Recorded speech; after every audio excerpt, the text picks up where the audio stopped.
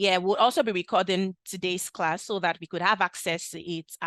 Subsequently, we could share the links to other people. So now is a good time to just, send the link to this meeting to somebody on your contact list, your colleagues, anybody that you know is a data enthusiast, wants to be a data analyst, a professional in whatever data field. Now is a good time to do that. All right, so while we wait for more people to join us, quick introductions. My name is Tobiloba Oladunjue, and I'm glad to be your host for today. Today's class is, I don't know, I know I've said this over and over again, and I'm saying this because it is going to be so much value for your time. From last week's class, I was on the back end watching, and I'm like, gosh, this is so good, so good. So if you think last week's class was interesting or better, today's class is going to take it a notch higher. Yeah. So we're going to get started right about now. From last week we talked about our housekeeping rules, and it remains the same. Make sure that your mic is muted during the course of this training so that there are no distractions. If you have any questions, feel free to raise your hand, and would either call you or you could ask the question and then read it out just for from scenery while the class is going on. Also, ensure to participate in all polls. We have questions coming up here and there to ensure that you're paying attention and that you'll be with us, just like how it would be in a physical class setting. So please engage in all polls. Make sure that you ask questions. No questions are stupid. There are no stupid questions. Your questions are valid. I would answer every of your questions as much as our knowledge would carry. So go ahead and ask questions. Also, remember to be professional, and would advise that you turn on your cameras at some point during the training, because you might want to take some screenshots here and there, just play around and the likes. So just, make sure that you're connected. Like I said, today's class is going to be hands-on. So now is a good time for you to pick up your laptops, make sure they're functional and up and running. Make sure that your internet is stable so that you're able to get everything today. Also, ensure that there are no distractions from your end, because you're not in a physical space, so you might not be able to see everything that is going on with you, but make sure that there are no distractions so that you could get value for your time. Okay, I want us to do a quick play around before we start the class fully. So we're going to be going and taking a poll right now, and I want all of us on this call to participate. It's a very simple one, so it's not like we're trying to put anybody under the spot or anything. It's just for us to understand your level of interest, and we can see how we'll better suit it at data mine analytics. Okay, are you ready? I'll do that right about now. Yeah. So there you have it. A question should pop up on your screen right now. And it says, which of these data career paths is of interest to you? We want to know.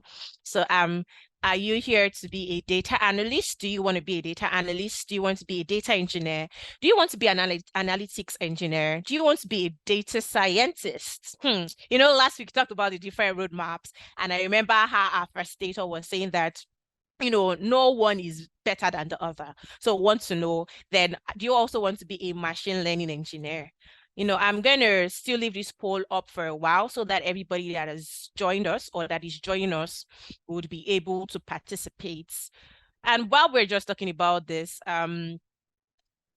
there's no hard rule to these things. You could even start up as a data analyst, and over time you're able to gain more skill, because one thing I've understood in this data career path is it is very exhaustive. Nobody is an island, nobody knows it all, but as we go we keep learning things, and with the world comes different trends. So that software that you think or that database that I think this is all I need. You'll be surprised that new things keep coming up and coming up and coming up. Before there was nothing like ChatGPT, but now, a lot of things are coming, a lot of AI tools are coming up. So I will just allow a few more of our participants to answer this poll, and In another 5 seconds, I'm going to be ending the poll. So now is a good time for you to participate, and I'll reveal the results to everyone. Okay. All right. So I'd like you to see the results as well from your end. Yes, so we have about 63% people going for data analysts rather. So many people want to be data analysts, and then we have other people that want to be data scientists. Ooh, just watch out. We have exciting news at the end of this training. So, be on the lookout for that. Be on the lookout for that. For this career path here, we have something special packaged just for you. So yeah. Okay, so let's just get started right about now.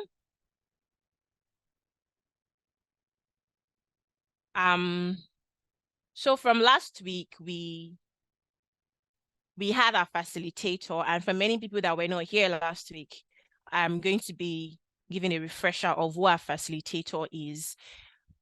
Joseph Faeshe is a seasoned senior data analytics executive dedicated to providing valuable insights and boosting business growth through effective analytical processes. For those that are wanting to be in this field, please, now it's time to pay attention.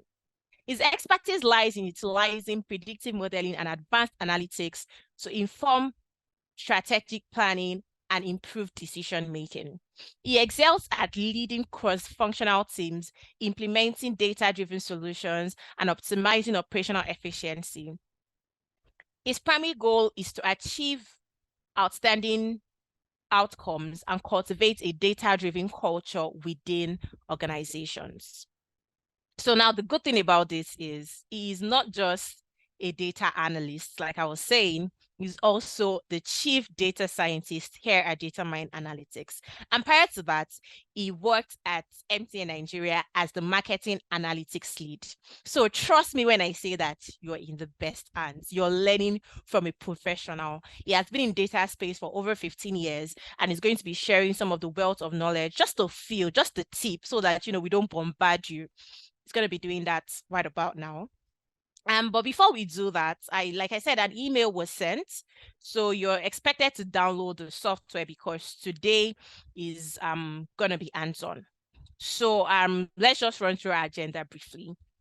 Today we'll be looking through a use case implementation, and then we'll be looking at identifying repeat purchase customer, feature engineering in Excel, TikTok SQL interview, customer behavior analytics using SQL, and data engineering. So we'll just pick a few use cases that you could work with. So we're going to be downloading the software. So please check the email that was sent. But before we do that, I know some people just joined and haven't participated in that poll. So we have another kind of poll. We want to understand, okay, so what softwares are you familiar with? And then we'll pick it up from there. So are you ready for this poll? I see that many people, are engaged, they're involved, and I love it already. So let's do this. Okay, you have the question. Which programming language are you familiar with, or languages are you familiar with? So you're able to pick more than one option here. So just let us know, which of these programming languages are you most familiar with? Okay. I can see the answers coming up. Make sure that you participate, though. I'm saying this thing. I don't want you to miss out on today's class. So do ensure to participate. And even if you're not familiar with anything, it's totally fine. The reason we're here today is for you to learn. And let me give people small expo. I'm not familiar with it either. So I work in the marketing department, so I'm not familiar with this, but I'm here to learn. Before you know, now I'll just be in Texas. So yeah, we're all here to learn together. Okay, so we have a question and I'll direct it to our facilitator.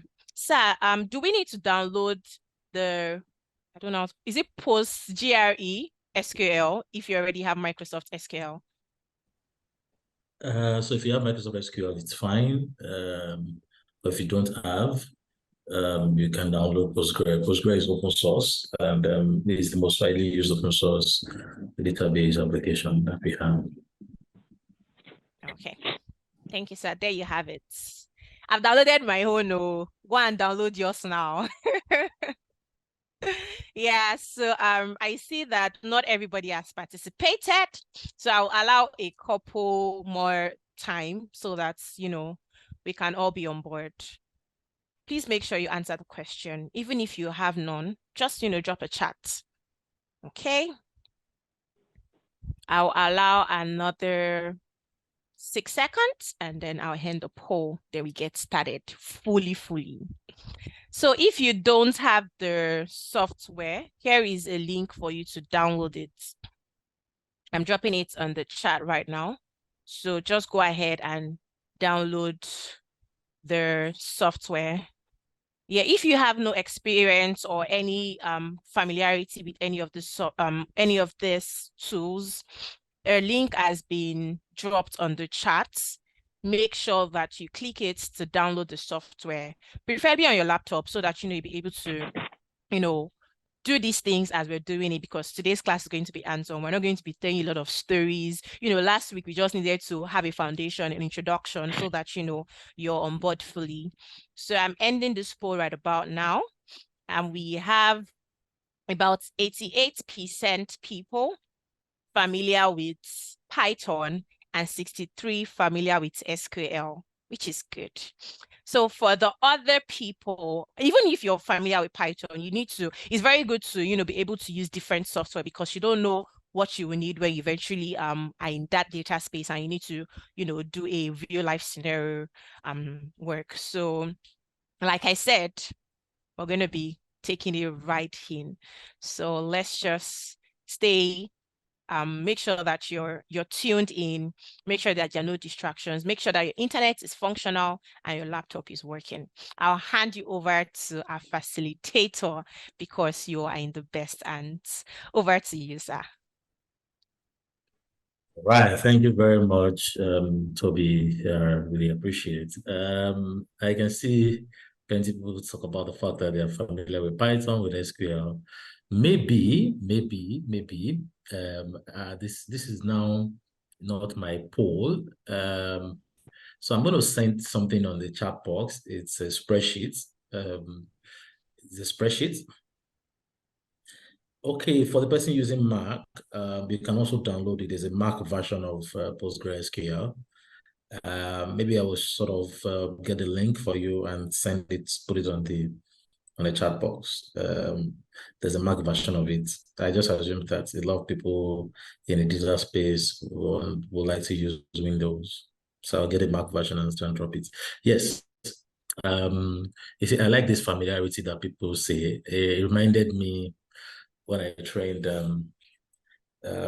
company, I think about last month or 2 months ago, and I asked them to give me their rating in Excel, to tell me their rating in Excel, and they all said very, very nice. Oh, okay, thank you, Banjo. Banjo has already dropped the link where you can click a PC type and download.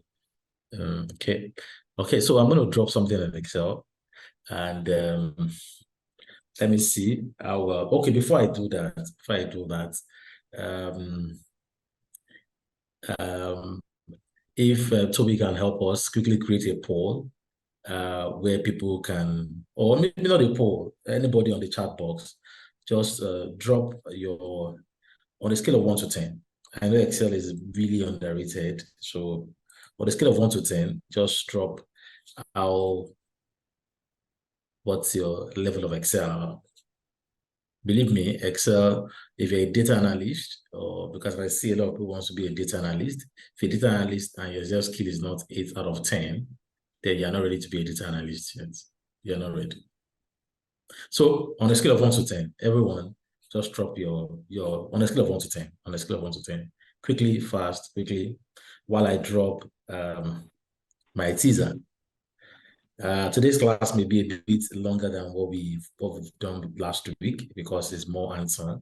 So permit me, tell others to join because it's going to be very experiential. I promise you. I promise you. I promise you. I can see five. Five. It's good that people are just sincere.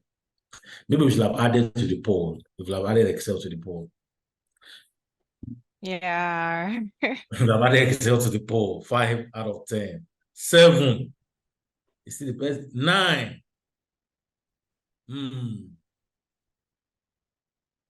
Nobody's saying 9. Okay. Somebody's saying 9. Okay. I like the person saying 9. I like that.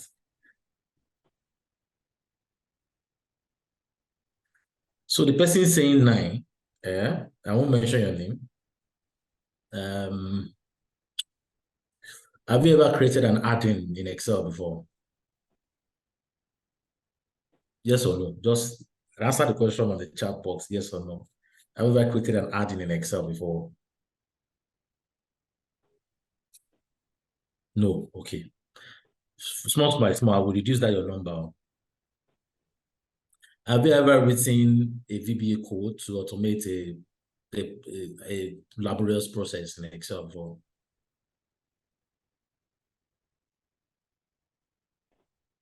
Have you ever written a program in Excel to automate a laborious process? Maybe a process that usually takes maybe days to complete. You just click of a button and it runs by itself. No, I'm dropping your number one by one. So I think you should think about that 9. You should think about that 9. Because when you say a 9 out of 10, it means that you are actually a super user. Okay, so do you want to rethink about the number?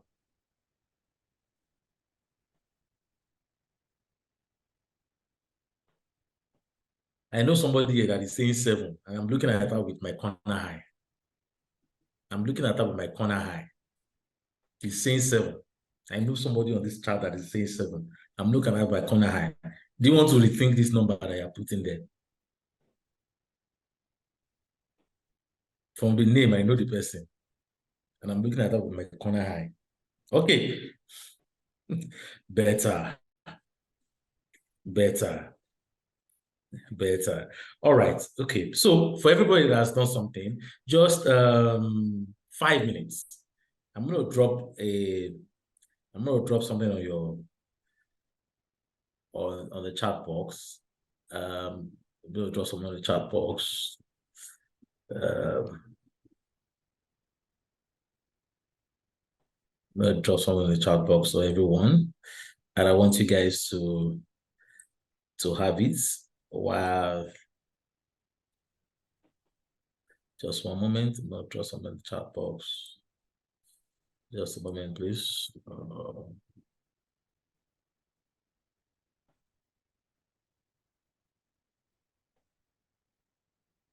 Because the truth is you can't be you can't start your journey in data without interacting with Excel. You can't start your data journey without interacting with Excel. It's impossible. It's impossible. It's impossible. 100% impossible. Do we all have the sheets? Today is a very interactive class, so I want responses from you. Just make sure that you are somewhere that there are no distractions. I want to try and mirror as if we are in such a physical class. So you can as well, I want to try and create that kind of experience. Okay, so I'm going to share my screen now. I will share a couple of things. So let me just, okay, host, can you please allow me to be able to share screen? Thank you. Okay, sir. Okay, thank you. So do we all have the sheets? Do we all have the sheets? Please, I want a response. You can unmute your mic and tell me yes. Do you all have a response? Do you all have the sheets? Have we downloaded it? It's a very small sheet.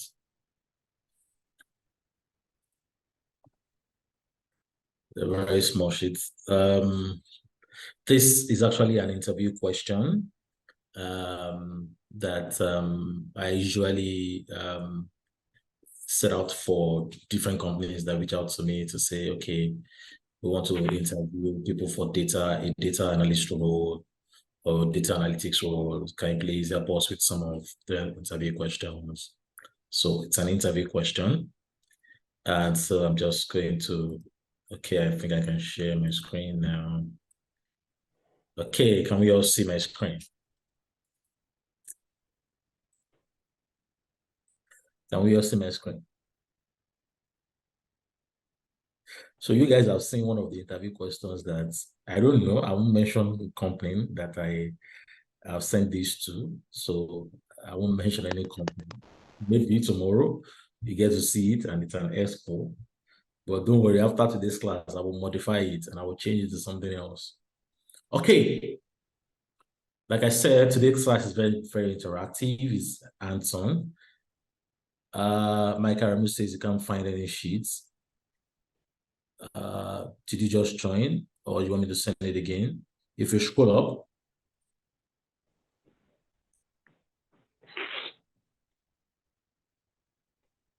so have you seen it now? If you scroll up, Michael, have you seen it?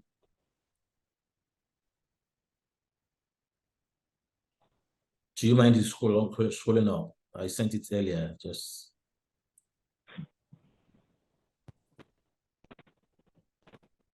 Okay, so if the host can help me share the same sheet, just attach it because I don't want to close this one. It's not going to allow me to attach this same sheet again because I'm currently opening it. So please, host, if you can help me drop it again on the chat box, I'll really appreciate. Okay, sir. Okay, so you will get it, but you can see my screen. So everyone, just 10 minutes. 10 minutes. Who are our loyal customers? So this is the whole idea of this. There's actually a question to this kind of question. So this company, this is what they actually want to be able to achieve, is to say this is a transaction record, or that date, the customer that made the purchase. Now, we want people to understand that how many customers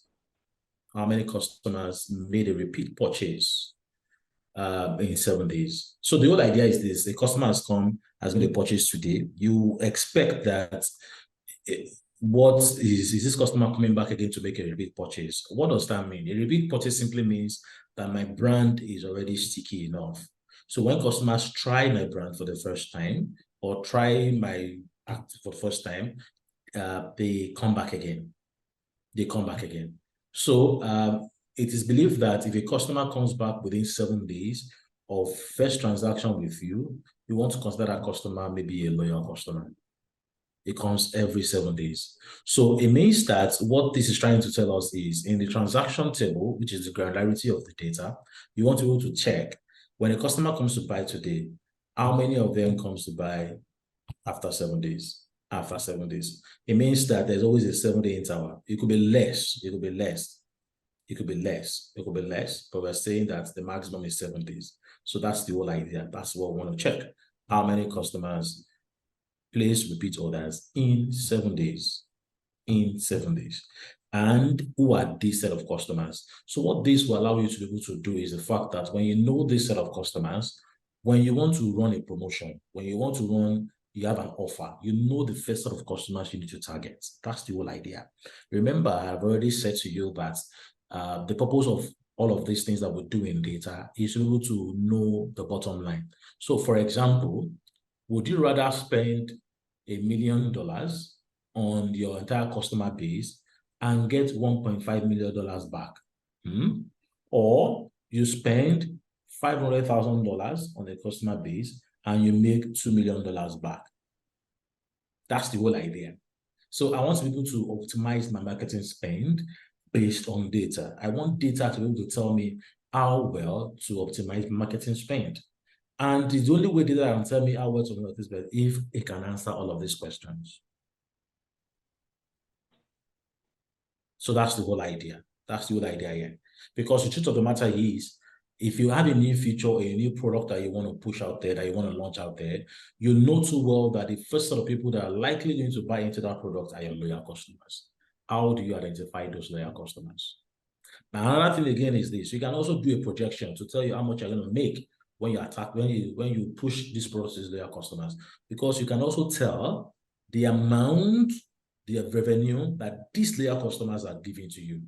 When you're able to tell the amount of revenue they are giving to you, you can tell that if I spend this amount of money in pushing this new feature or this new product, this is the likelihood of the return on investment I'm going to get from it. It gives you that kind of idea.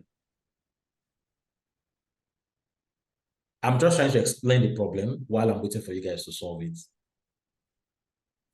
Don't worry, it's answer. While I'm just waiting for you guys to solve it.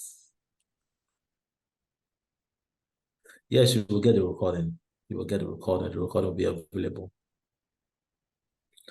But it's also important that you engage in the class so that any question that you have, you're able to answer it. So are we solving? Are we solving?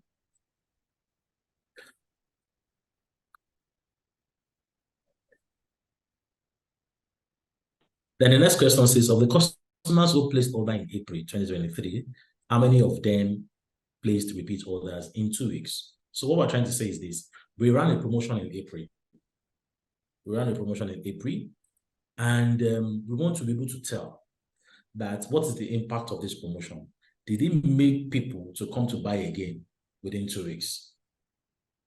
So what are you trying to tell? You are testing your marketing effectiveness, the effectiveness of the campaign, the effectiveness of the promotion that you have ran. And able to see that, does this promotion convert? If it doesn't convert, you can say stop.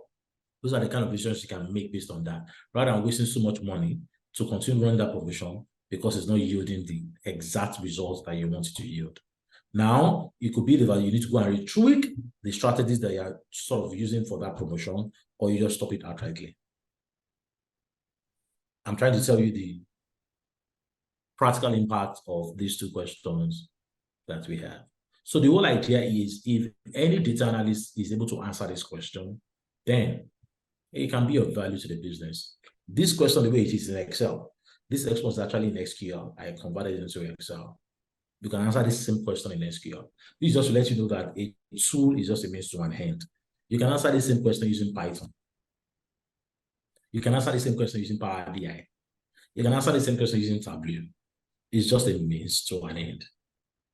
The tool is just that the same way if I want to fix, maybe if I want to fix a TV, if I want to fix something, I need a screw to be able to probably open it. This screw is not the one that will fix it for me. It is my intelligence, the understanding, the art of knowing what is wrong with that TV that I'm going to use to be able to fix it, not the tool. But the tool is going to help me to be able to get into the exact place that has issues. It's like something with a car. A mechanic wants to fix a car. He knows what is wrong with the car, but he doesn't have a tool. He's not going to be able to fix the car because he doesn't have the tool. But the tool does not fix the car. It is intelligence of understanding how to fix the car that it will bring to bear. But he needs the tool to be able to get to that point where he needs to fix what he needs to fix. Do you understand the whole idea now? So don't always be all about, oh, I know how to write Python, I know how to write SQL. The question is, it's just a tool. How can you use that tool to solve a problem? So I've just told you that this same problem, I can use all the basic tools that we have, the 2023 demand tools that we talk about, the Power BI, the Tableau, the R, the Python, the Excel, the SQL. You can use it to solve this particular problem, this same problem. You can use it to solve it.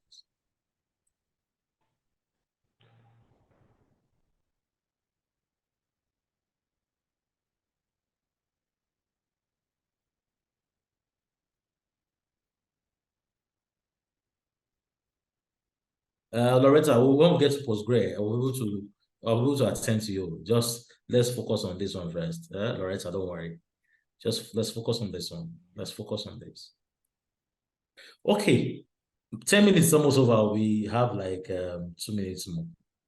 So I have an answer. Do I have an answer?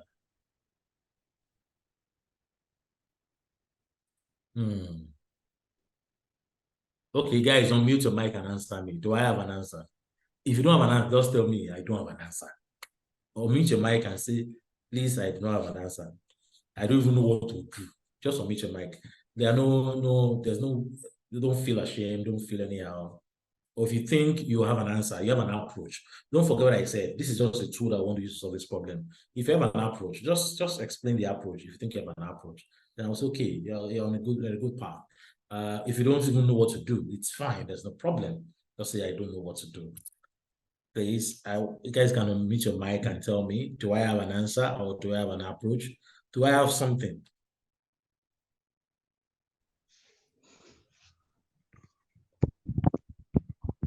Okay, Simon wants to say something. I think I have an idea. Okay, so do you want to share your idea with us? Okay.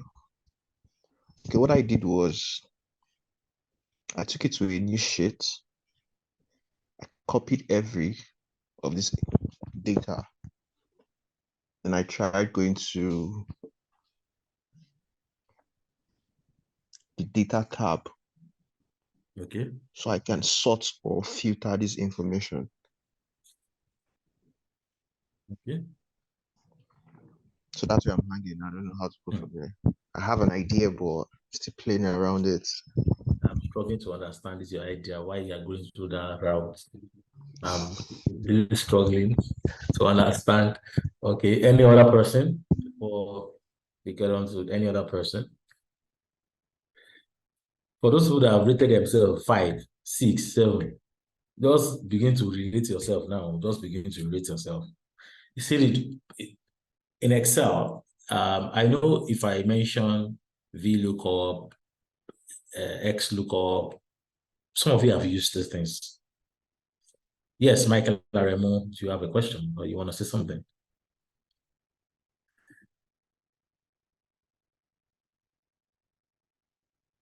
Yes, over to you, Michael.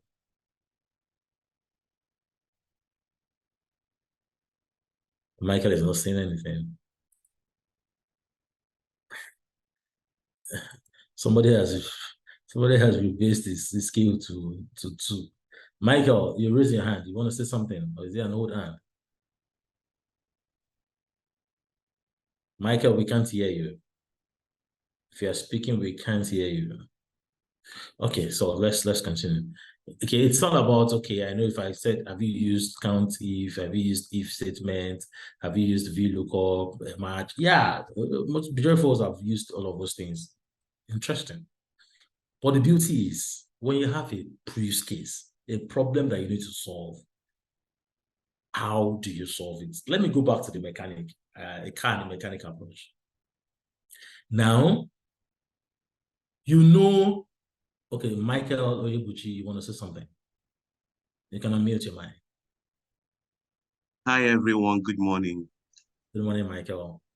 So I have an approach for the first question. So What's your approach? Yes, I'm going to create a column whereby I'll identify the date range for 7 days. That's using the order date. Then I'll create another column where I will have to identify the number of customers that purchase within the 7 days. And then another column to count the number of customers that purchase within that 7 days, highlighting the highest.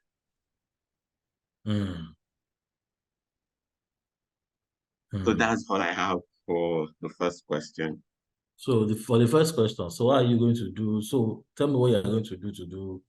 Yeah, your approach seems fine, but it's a bit mumbled, kind of. It's a bit mumbled in a way. I'm struggling to articulate that approach because what I'm hearing in my ear is a bit not scientific. Even though it looks like okay, yeah, that is, but it's not methodical, it's not scientific. So I'm sort of confused. Okay, you see, don't forget, you must be able to communicate your thoughts and intent to stakeholders. You must. To your line manager, to anyone that you want to solve the use case to. You must be able to. If it's an interview to, the interviewer is going to ask you, walk me through the process. So it's not only about solving the stuff, you're able to walk through that process, because they also want to see your thinking pattern. And the reason why they want to see your thinking pattern is when this person gets on the job, can he also think like this? Can he also think through a solution, a use case? Do you understand what I'm trying to say? So very important. Yes, please. Yes, please. Yeah. Okay, so from the other dates, I don't know how this is going to work, but that was just a thought that came to my head. I have not actually practiced it using the Excel, but the thought just came to my head that, okay, from the other dates, we can actually pick up the intervals of 1 to 7, 1 to 7. That's making it 7 days. And yes. How do you going to achieve that? Yes. You see, you're just repeating the question. How are you going to achieve that? It's the how we're asking for. We know it's supposed to be intervals of 7 days. How? Okay, so I can use Tableau to do the visualization, but for now, actually, yes, I've not practiced it. Just like a thought that came to my head, I have not practiced it to see how If you want to it use Tableau to do this kind of thing, don't forget that there are some level of detail calculations that you need to do before you probably use Tableau. Yes. Yes. So the question is, if you don't, it's the same approach. If you want to use Tableau, you want to use Power BI. For Power BI, you need to write some DAX expressions to be able to achieve what you want to achieve. Using Tableau, you need to write some level of detail calculations, some LODs to be able to achieve this thing. So it's the same approach. So when I'm going to be using Excel, I'm going to be using Power BI or Tableau, I'm going to do some form of calculation before I can get to the end results. Okay, thank you very much, Michael. I think I like the fact that you sort of tried. And okay, so this is the thought process, and it's always important that when you have a use case, you think about the edge cases that can happen. You think through, okay, what are the edge cases? Okay, so I know that how many customers place the repeat orders in the first 7 days, and who are they? The very first thing is the fact that before, there's always the first time that you came to order. That's always your first time. Every customer has the first time they order. So that means that's the first thing that we need to get.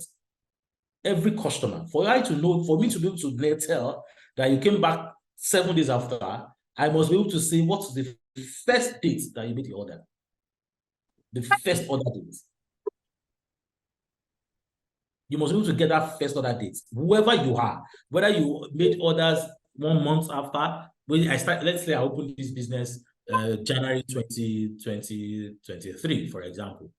Now, if I am a customer coming to buy on September 1, to be able to tell whether I'm going to make a repeat purchase in 7 days, my first order date still remains September 1. Then, if I get to September 14 and they check between the first order date and the next time I'm making an order, is it 7 days? If it's 7 days, that means I've made a purchase in 7 days. Now, if I'm buying, my first order date and the next order date is maybe 2 weeks after, it means I didn't make a repeat purchase in 7 days. I made a repeat purchase in 10 days. I made a repeat purchase in 14 days. That's what we're trying to say. So I can make a repeat purchase, but we want to be able to tell that, did you make a repeat purchase in 7 days? So it could be the 6th day, it could be but within that 7-day window, did I make a repeat purchase? So, but for me to be able to tell whether you made a repeat purchase or not, you need to first of all know the very first date I made an order. The first date I made an order. So that's the first thing that we need to be able to see here, to say that we need to be able to tell, create a new column as you have rightly said, what we need to tell is next order date. We need to be able to get the next order date. Or let's say first order date. That's what I want to do, right? First order date. So let's quickly do something. Let's quickly create a filter here. Sorry, I have an application that uses something I don't want to. Just quit this. Okay. Let's look at a particular customer. Let's look at a particular customer. Say bucket bites, for example. If you check, this is the first order date for this guy. Budget bites, the first order date. The next order date is what? 24th. The next order date here is 28th. So now, watch what we're trying to say. But this guy made his first order date on the 6th. Did he purchase? Repeat purchase means the next time the guy is coming to buy. The next time he's coming to buy was not 7 days after. It was much more than 7 days, right? Can you see? Even though between the second and the third purchase, it was less than 7 days. But it doesn't make him a repeat purchase customer because he didn't come back the next 7 days.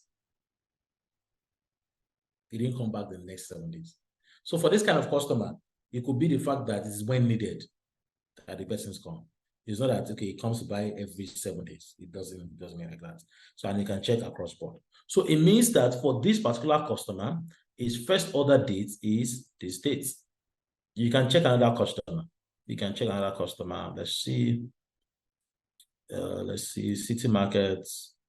City markets. Let's look at city markets. Okay, 21st of January is the first order date, but it didn't come back the next 7 days. So this is the kind of thing that this is just us sense checking and seeing what exactly is happening.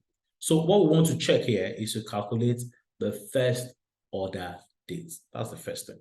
So I would say the first thing that I want to do, let me just say steps here, is 1, calculate the first order dates for each customer. Calculate the first order dates for each customer. Calculate the first order dates for each customer. Step 2 will be, since I know the first order dates,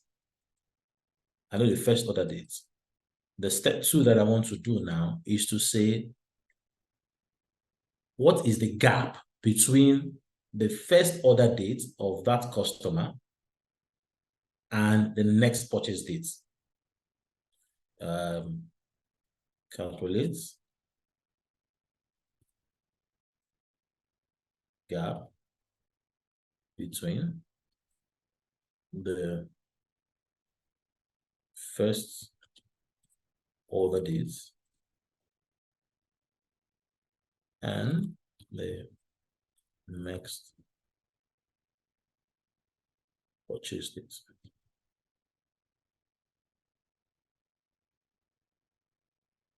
Another approach could be to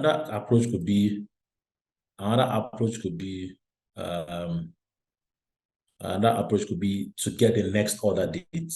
That should be another approach.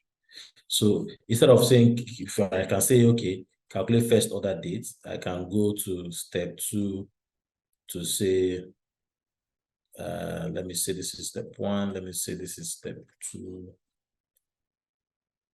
Or rather than do this, let me say calculate the next order date. Let's do that like that. Let's make it that way. Calculate the next order date. Let's do it that way. Rather than say first order date, we already have that already. Let's say next order date. So gap between the first order date and the next order date that will not be able to do. And then next order dates. Let's do it like that. So let's call this one next order. Let's call this next order dates. Now, when we're able to do that, when we calculate the gap, that means the second step is we'll just need to filter customers whose gap is less than or equal to 7. Filter customers whose gap is less than or equal to 7. Step 4 will now be, because it's asking us how many customers. So we say count the customers, count the customers in step 3 above. Count the customers in step 3 above, and 5. Pull out the customers.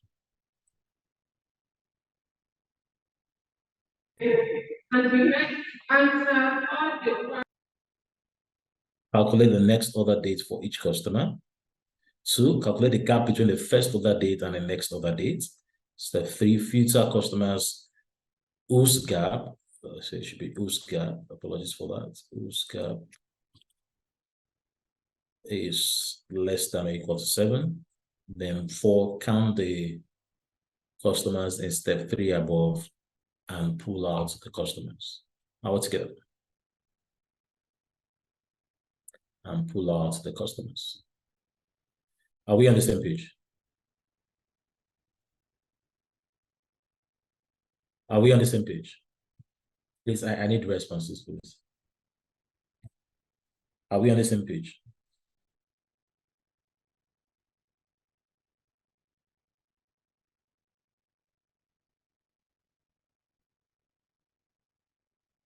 Okay, I like the reaction. I say honestly no. So if I want answers. So tell me, Ephraim, which parts? Because you must understand. Okay, if you're trying to catch up, you just joined. Okay, so let me just quickly explain again. Apologies, guys, for those of you that really understand now. Okay, Michael, I will come to you before. Let me just quickly run through for Ephraim. Ephraim, we have a list of customers. The question is telling us that how many customers placed repeat orders, or repeat purchase, whichever you want to say it, in 7 days, and who are these customers? So what we're trying to say is the fact that for every customer, there must always be a first time of purchase. And for every customer, there must be the next time they purchased. So we are saying from the data set, the customer has come to purchase already. When is the next purchase of that customer? When is the next purchase of that customer? When I know the next purchase of that customer, so let me give you a practical example. So Ephraim, you have you run a retail store, for example, and I've come to your store. Or you sell something. You are an Instagram seller or something. You sell food on Instagram, for example. And I placed an order. And I placed an order on your platform. And a lot of customers also placed orders on your platform. And you have been running this business in the last 3 months, for example. And people are placing orders, putting reviews out there. Now, you are not saying that, okay, in the last 3 to 4 months that you started this business, you want to be able to see your loyal customers. And you have this data. This data only shows you that every time a customer places a purchase, you record the date the customer made a purchase, the name of the customer, and most likely the amount. Obviously, the amount. You didn't just put amount here. The amount is also very important.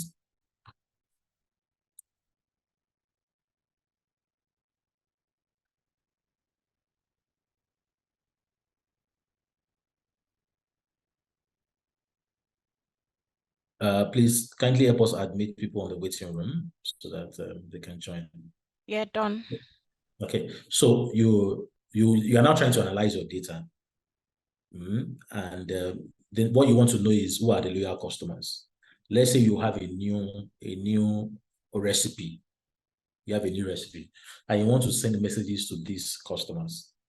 Now, you have seen that in the last 3 to 4 months that I started this business, over 2,000 customers have reached out to you. Over 2,000. And they've reached out as many times. So you have a data that runs with maybe about 40,000 records, for example. Now, the person that wants to help you push out messages has said that, to push out messages to these 2,000 customers, all of this I want to do, it will cost us 1 million naira. You are thinking, why should I push out messages to 2,000 people and spend 1 million when I'm not sure of the likelihood of the conversion? You don't know whether it's only 200 people out of the 2,000, 200 customers that will buy. By virtue of that, maybe what's your new recipe? Maybe the cost is, say, 10,000 naira. No, let's say maybe your cost is, say, maybe 3,000. Now, if 200 people should buy from you, it simply means that you are going to spend 1 million naira to make 600,000. It doesn't gel. Rather, you're now saying that the data person is now saying that, okay, let's look at it this way.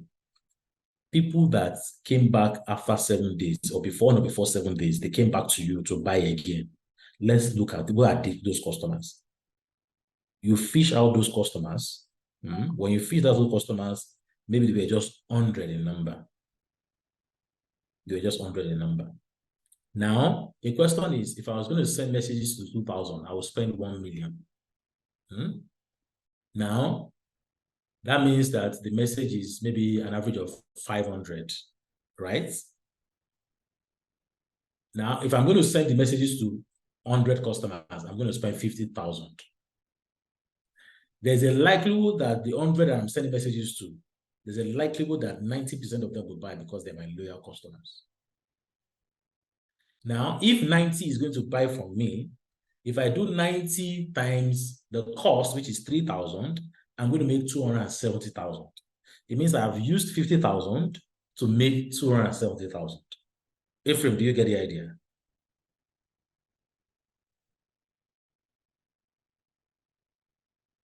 Hello, Ephraim, do you understand the idea?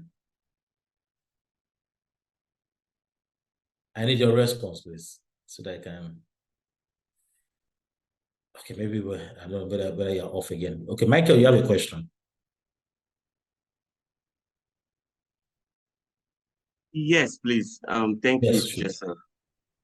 So my question is this: looking at the steps you outlined here. Yeah. So my understanding is that the question we are trying to work on is total number of customers that place orders in first 7 days. Yes. Because we have, okay, is that the question? Like yes, first in 7 days. And who are they? Yeah. Okay. Repeat. Yeah, not repeat, it's repeat though. They place the purchase the first time they place the purchase. The next time they are placing the purchase, the gap between that first time they place the purchase and the next time is 7 days. Okay, the reason why I'm asking is that we have several other dates like that expanded to February. So if we are to consider the 7 days intervals, that means we have to like 1 to 7 January, 7 to 14 January or something like that's that. not the way you look at it. So let's look at the customer now. Let's look at this customer, Fresh Fields. Let me just copy this guy. This is the first customer here. Let me filter by Fresh Fields. Now, this is what it means. Fresh Field placed the first purchase in what? 1st of January. The next purchase is what? 4th of January, yes. 4th of January. That means this guy actually came back again within 7 days. Though the 3rd purchase was not within 7 days. Don't get me wrong.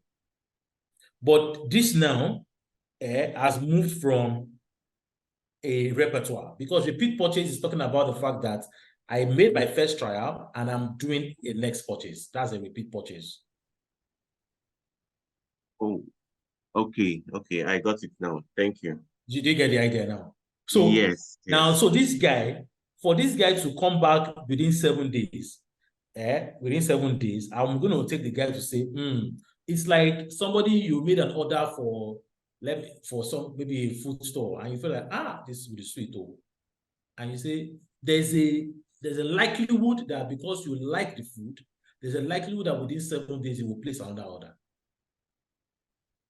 Yes. Now, it doesn't necessarily mean that every 7 days you'll be placing order. That's not what we're trying to say. But because the first time you are making a trial of that thing, the service was so top-notch, or the value that you're getting it for was so top-notch that you have to make another order within 7 days.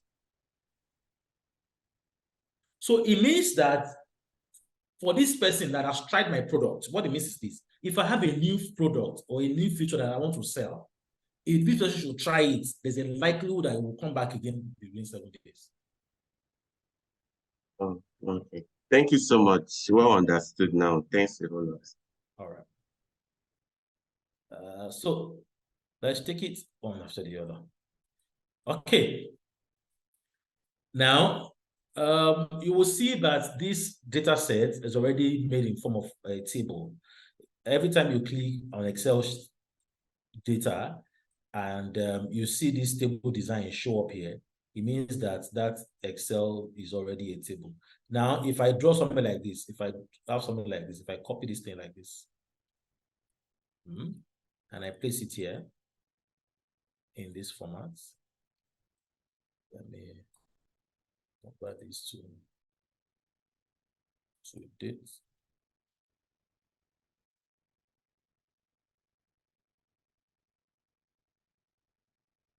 This is not a table in Excel. This is not a table. This is just a data set. Don't mix it up. This is not a table. This is just a data. This thing you are seeing here is not a table. If I like, I should color it. I should come here. If I like, I should come like this. If you like, do this. And come here and put color here. If you like, do anything you like to this thing like this. It does not make it a table. This is still what? A data. It's just data. It becomes a table when I do something like this. Control T. Control T means I want to create this thing as a table. When I do this now, then it's a table. I can even format it so that you will not know. But the moment I do it and I click on it and this thing shows up here on my ribbon, then it becomes what? A table. Okay. So let me undo. So this is a table. As you can see, the name of the table is what? Orders. Okay. Now, why do we always like to use a table? Because it's very easy for you to do competitions with tables. It's easier actually to do competition with tables. Okay, I want to get the next order date. Okay, there's a function here called min. Min. The order date is I want to get the minimum, because if I come here and I say, so there's min. If I just say min of this order date, it will give me the minimum across board. If you come to check, it will give you the minimum across board like this. It will just give me the minimum across board. Let's convert to dates. It will just give you the minimum across board. They will just mean that's not what we want. Okay. So this is number one. We want the minimum based on a condition. So there's a function in Excel called min-if. Min-ifs. The minimum is based on a condition. It says the minimum range. So this is the range I want to calculate the minimum. So I select this. This is the minimum range.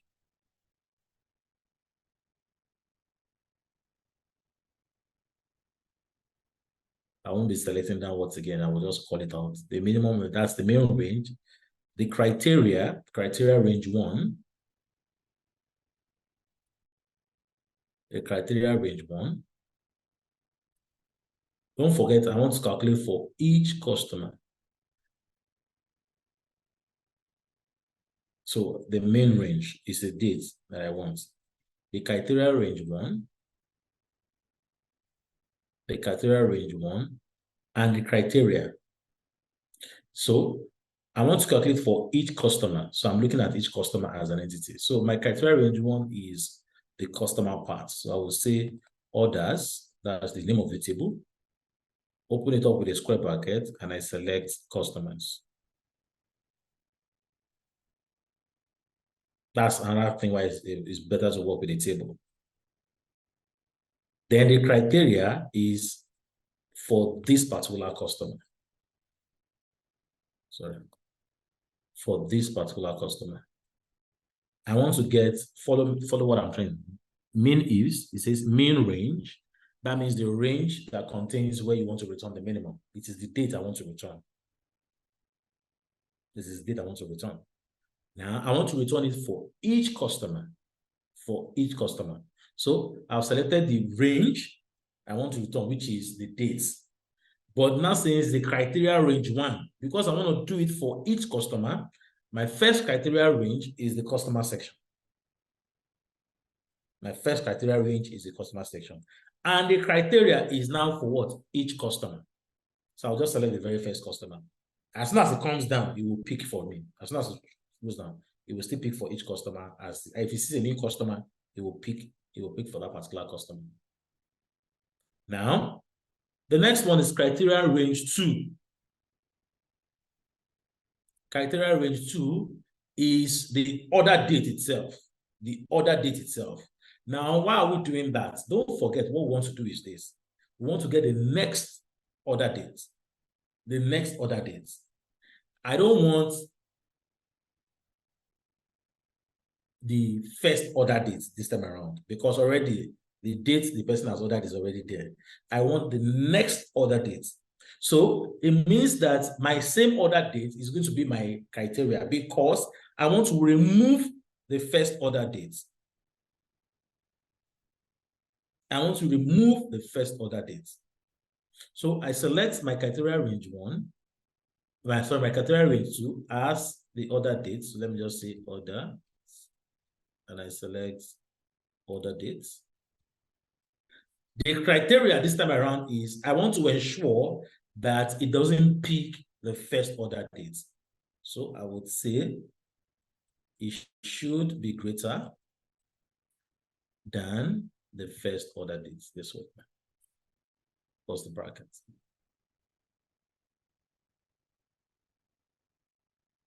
I'm not sure you guys understand what I'm writing. I'm not sure. Are we together?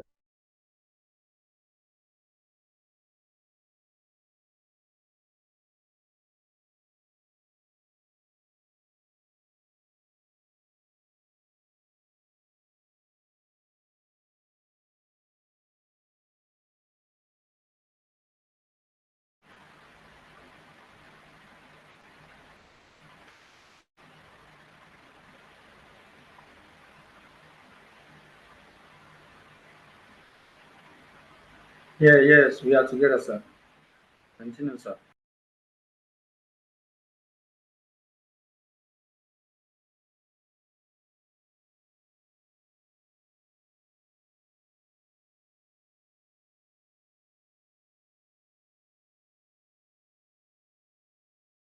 Okay, let's just allow for a minute. Our facilitator will join us soon, please. But how's the class been so far? You could just drop a comment to let us know how the class has been, or use any of the emoji icons. If you've been gaining something, just drop something in the chat box. Let's be quite interactive. How many of us knew that you could do all of these things on Excel? Did it ever occur to you that Excel is this bird?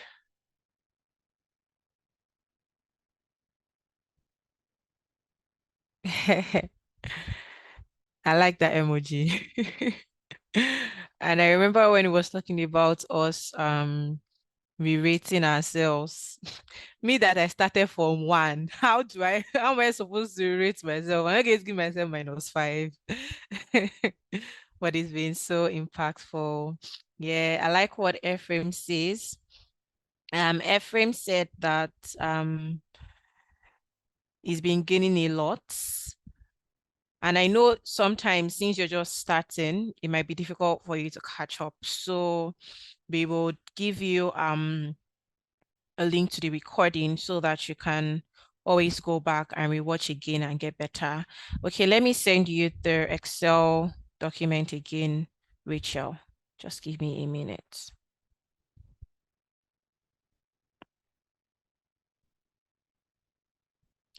Okay.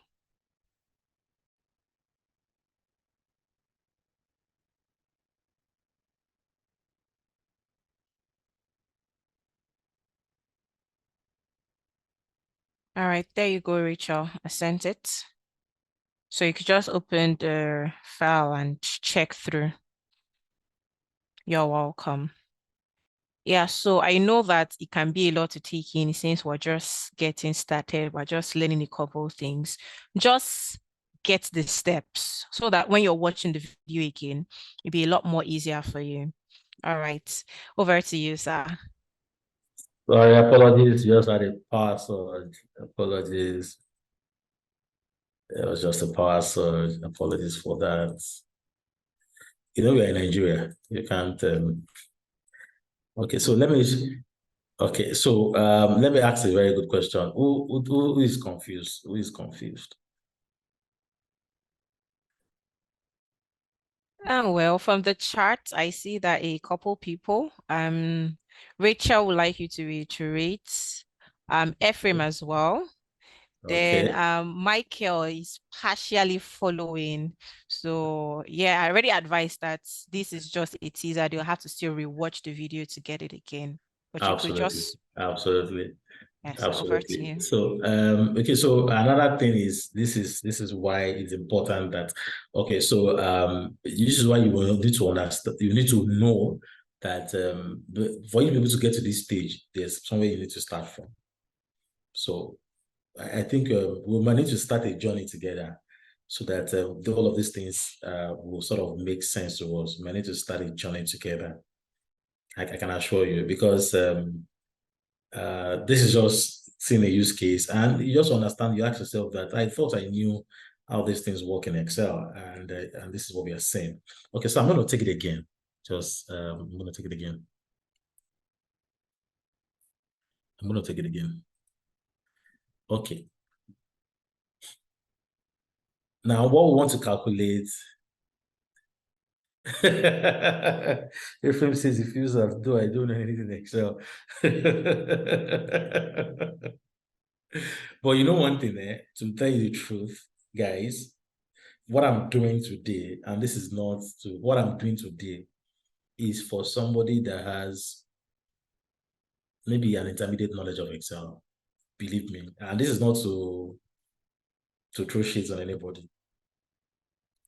Now, I know some people on this call, they know me very well, and they can tell this is just a tip of the iceberg of what Excel can do. I know at least one or two persons they've interacted with me before now, and they can tell that this is just a tip of the iceberg in what Excel can do. There are tons of complex things that you can do with Excel, and thank God there's now Python in Excel. Oh wow, lovely! That means you can write a full-fledged Python code within Excel. You can build a full-fledged machine learning model in Excel. Okay, let's continue. So let's move on. Now, we want to calculate the next order dates. The next order dates. So this is where you look at it. This is where you look at it. For me to calculate the next order dates, think about it this way. It means first, I need to know the first date that this person has made an order. When I know the first date the person has made an order, it means that if I'm looking through that data, the next order date must exclude that first order date. Do you agree with me? The way the formula would think is this, is that as I'm going through these customers, the next order date will be the next minimum date exempting the first order date. Yes or no? If I wanted to say, give me, maybe you have employees and I say, give me the second highest earner in the company. Now, the second highest earner in the company is the highest earner excluding the actual highest earner. Allow me to use that word like that. The second highest earner in the company is the maximum earner excluding the first earner in the company. So it means that I need to be able to write a function or a formula or a script that looks at the entire data, picks first the minimum that is there, and excludes that minimum to give me the next minimum. That will be the next order date. If it is maximum too, if I want the second maximum, what I will need to do is I need to write a script or a function, a formula that looks at the data set and says, who is the maximum? This is the maximum. Exclude the maximum in that data and give me the next maximum. So whether it is minimum you are doing, whether it's maximum you're doing, that's the logic behind it. So what am I trying to do? If I come here and I say back to main ifs, let me try to see how I can make this this thing very big so that you guys can see. Can you guys see the formula bar, what I'm writing? Can you see the formula bar? Maybe because the formula bar is small. Let me try and increase the formula bar. Just 1 second. Just 1 second. Let me make the formula bar 20. Yeah, but I will need to close my Excel. So I'll need to stop sharing. Just 1 moment, please. I want to close my entire Excel. Just a moment, please. I need to close my entire Excel and I will need to launch it again. So let me launch my Excel again.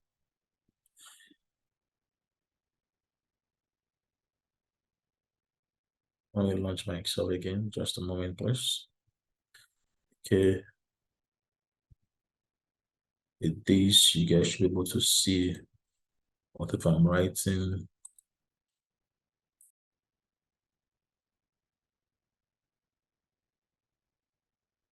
Okay, so let me share my screen again.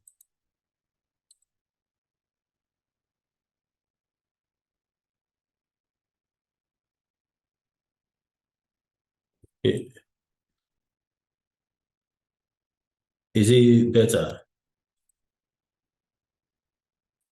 It's bigger, right? Hello?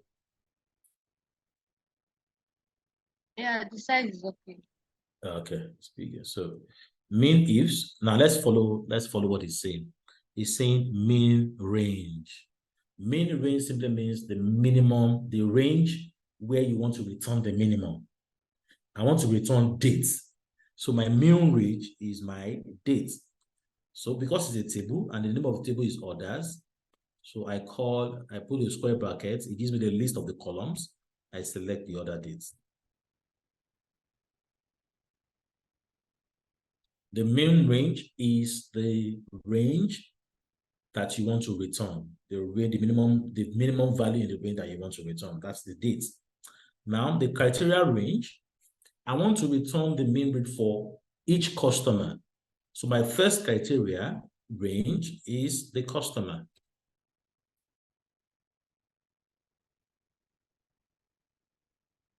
Then the criteria now is the customer itself. So I can select this. So if I stop here, what this thing will do is this.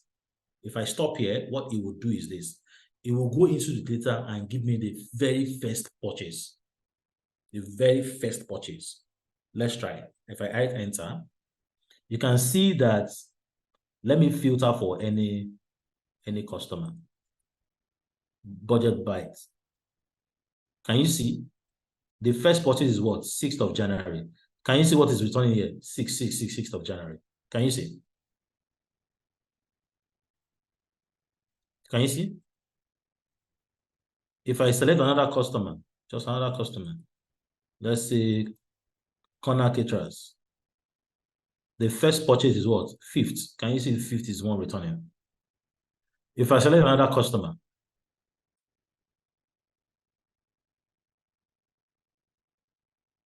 just another customer, Farm Fresh. The first time the person purchases in the 4th of January. Can you see 4th of January being repeated all through? So that one is, I am calculating the first order date. That's the meaning of that. That is just calculating the first order date. Now, but this time around, it is the next order date that I want to calculate, the next order date.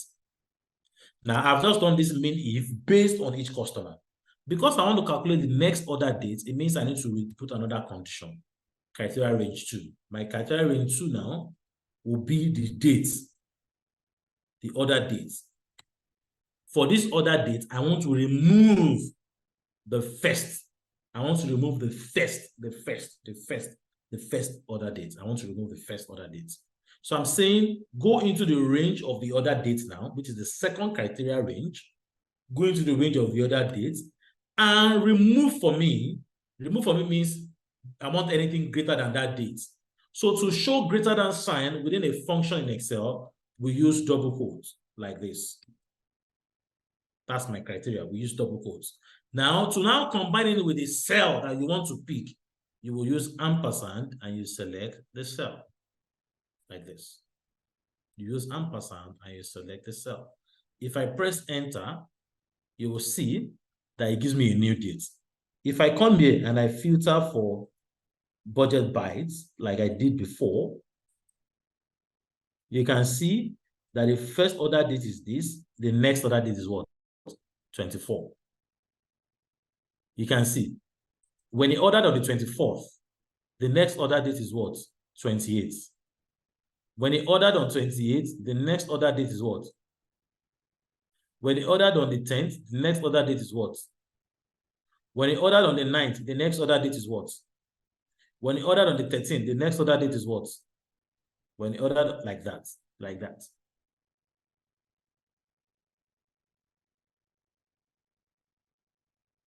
Are we together?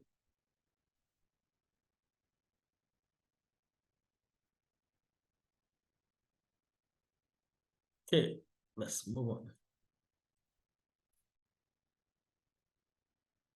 Okay, and I want to calculate. Let me do something.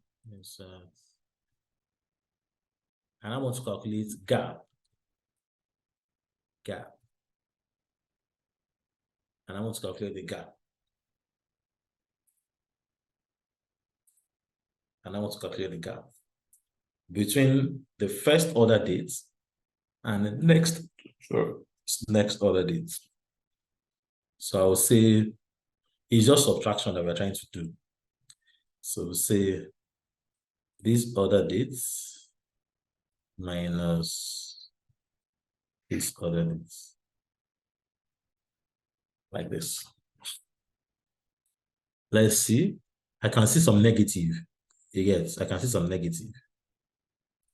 Can you see? I can see some negative. So we need to work around this negative. The negative simply means the fact that there's no next order dates for that particular customer. So we need to take care of that negative. So we need to say, so if you come here, you will see that thing here. Let's see. Can you see 1900? 1900 means there's no 1900 means there's no date there. That's the name of 1900. But this one, they have the dates. This 1900 means there's no dates. We are not in the year 1900. Are we together? So that's why it's giving us that negative.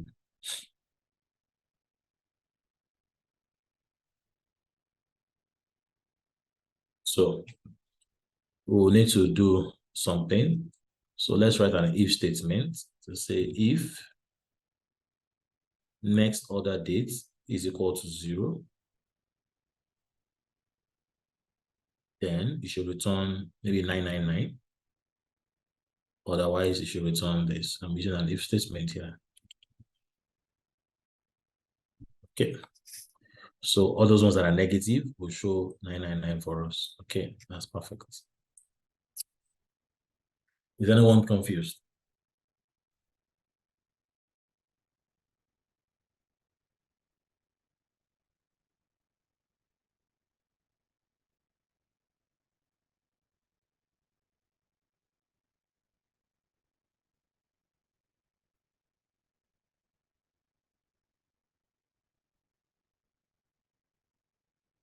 Okay, let's move on.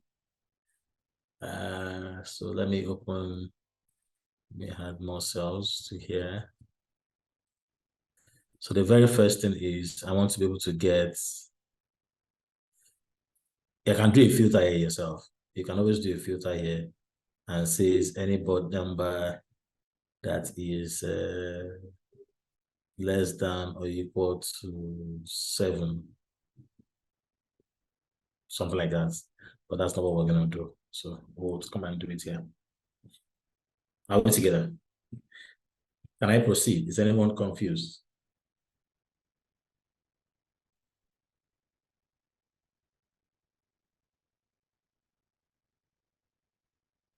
Is anyone confused?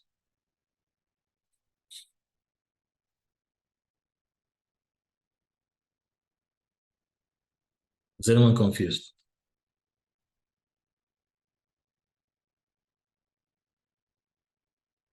Okay. So, I said I wanted to filter here. So all I need to do is to say there's a filter function in Excel. Filter. There's a filter function in Excel. Filter. I want to filter an array. I want to filter an array.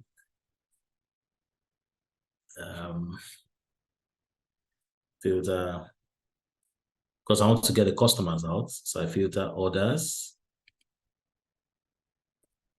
the customers.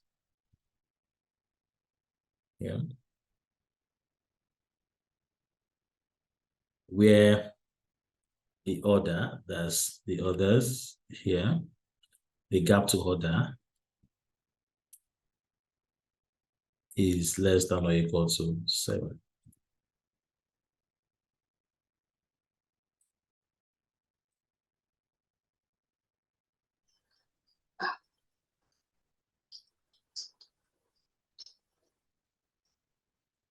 I'm just lost.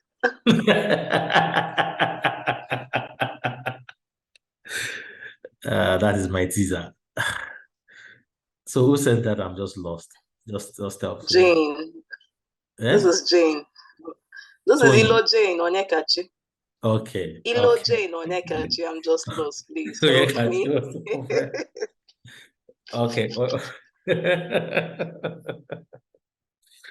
Oh God. I said interesting. Interesting. Okay, you see, like I said, this is what the use case. The use case, and this is just to let you know that there's a process to these things. You need to. So it's probably going to take me. It can probably take me like a week or 2 weeks. To really show you how to get to this point. I'm not. This is not a joke. It will take you roughly about 2 weeks to take you to this point.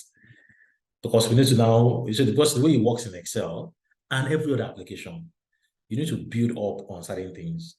And I'll give a practical example. I just concluded a session with, I'm not going to mention the name of the bank. It was a bank, very big bank, very big one. And it was basically machine learning, how you can use for use case. We are now on the use case implementation. We have 3 projects we sort of want to implement it on. And so the matter is, when I started with them, explaining the concept of data type, all of those small things, and it got to a sample use case note in the class, and I said that, can you remember that we said a dictionary is also, can we remember? And he said, wait. Is this how we're going to be applying these things? I said, yes, that's the way to apply it. Because the issue of the matter is this. It's like an apprentice that knows that this is a crankshaft.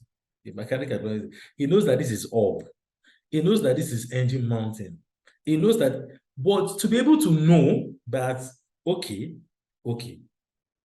if I'm hearing this sound in the car, is the up I need to change. To change the up, I need to remove the tires. I need to remove all of those things. That is now when it now knows whether, I'm actually ready to get my freedom as an auto mechanic. It goes beyond watching it on YouTube video to say that okay, this is how it works. Okay, this is how it works. It goes beyond that.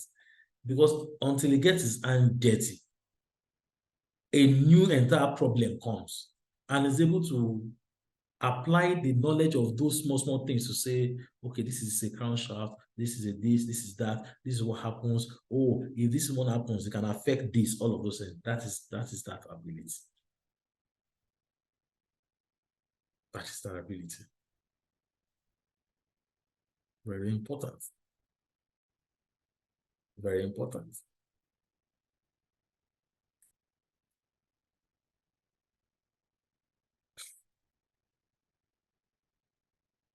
Who is lost? Adilani said, interesting. Who is lost? Just say hi if you are lost.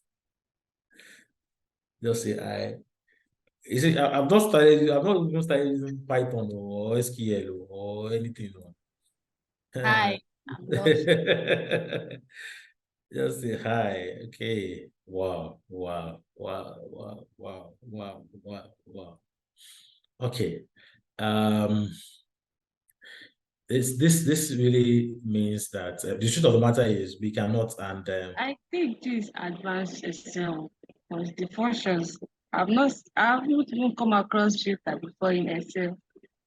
my sister, it's not advanced, but light and light, small be light, it's not advanced. I'm not kidding you. Eh? Do you know what advanced Excel is? This is advanced Excel. The moment you can build things like this, these ones I built them on my own. This one, I built them on my own. All of these ones. The class is laughing. I'm in trouble. The class is laughing. This one I paid for it. This one, but this one I built it on my own. This one's can do.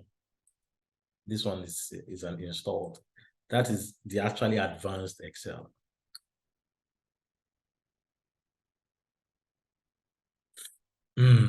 Everyone say, you see, I started training professionally in 2012. And I can tell that when you ask people how well you can do this thing, I take it back. My skill level is at 2.0.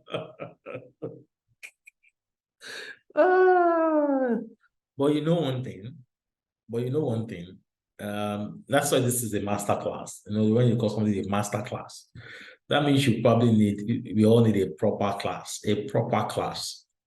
not a master class. We need a proper class. How many of you agree that you need a proper class, a class that will take you from that 0 to hero level? How many of you think that you need a proper class? You're not a master class. You need a proper class. You know, master class means you're a master and you want to, I just want to show you a few things like, so we all need a proper class.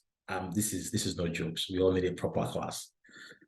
And you see, I've been in this for a long time. And the truth of the matter is, this is not how a lot of people a lot of training people that you see there, they pass through me. Some of the guys that you probably see training today went through me. I'm not planning to blow my trumpet, but if I don't blow my trumpet, who will help me blow it? It's my trumpet. So let me blow it small.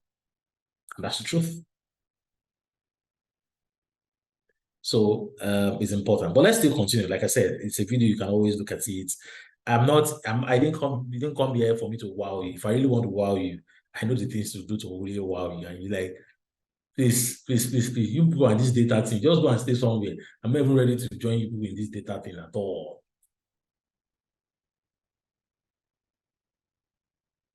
And this is a class I'm not trying to also be professional. I'm just trying to say, this is how you do it and all of those things, speak a lot of grammar. We have to be down to earth. So that's the way you can understand things. You have to be really down to earth and break it down to people so that they can relate with it and be able to make use of it. Okay, let's proceed. So we all agree that we need one. The host, they say they need one. I don't know what you want to do about it. We'll talk about that after the class. All right. Okay, so we'll filter the records. Then, okay, to make it maybe more interesting, you can see the food and premium here showing up here because this guy actually has purchased within 7 days all around. So I need to remove this duplicate. So I will include a unique function and say unique. Unique will just help me remove that duplicate. So I have that. Then I can maybe want to sort it in a particular order. So I say you should just sort for me. It just sorts this function for me and I am fine. Okay, these are the customers. If I want to count these customers, all I need to do is count active and I come here and I count the customers and it tells me I have 69 customers. So there are 69 customers who have made repeat purchase in 7 days, and these are the customers. So if the marketing, so the way it comes to you is this, you will see an email from the marketing director and says, dear Michael, you see, every time you see a C-suite person, somebody high up there says, dear something, just know that that work is a serious work. I believe in me.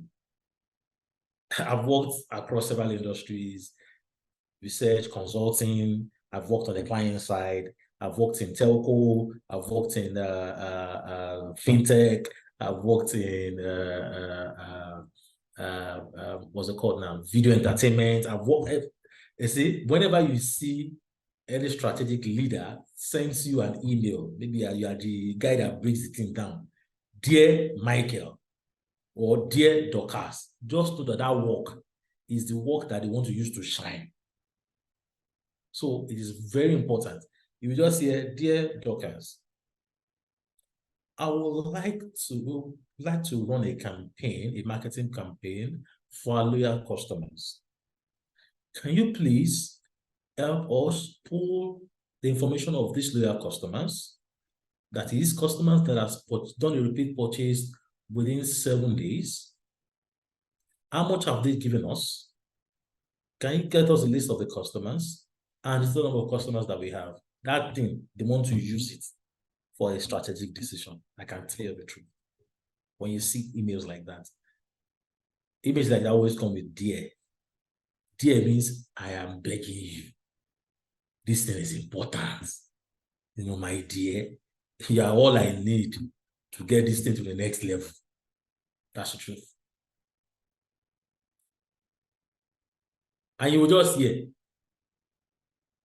please, it will be nice to have this by close of business tomorrow. You'll not be running helter skelter. Ah, voila.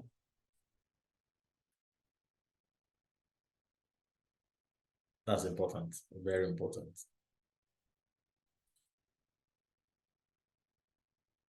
This is just one use case, and see, our time is already fast spent.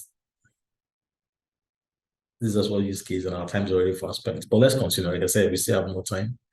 We'll try and spend more time. Can I move on to the next one?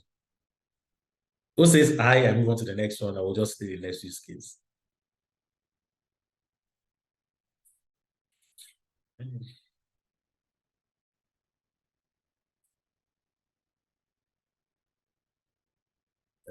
Okay. Michael Onye, I think I'm not sure if I got the name correctly. Onye Bulam, I think I'm correct. No, no, it's Onyebuchi. Yes. Onyebuchi, so I just assumed.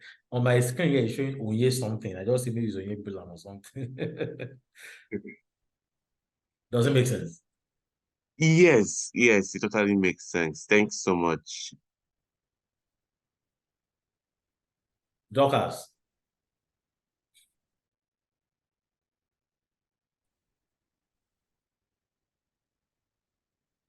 Still here.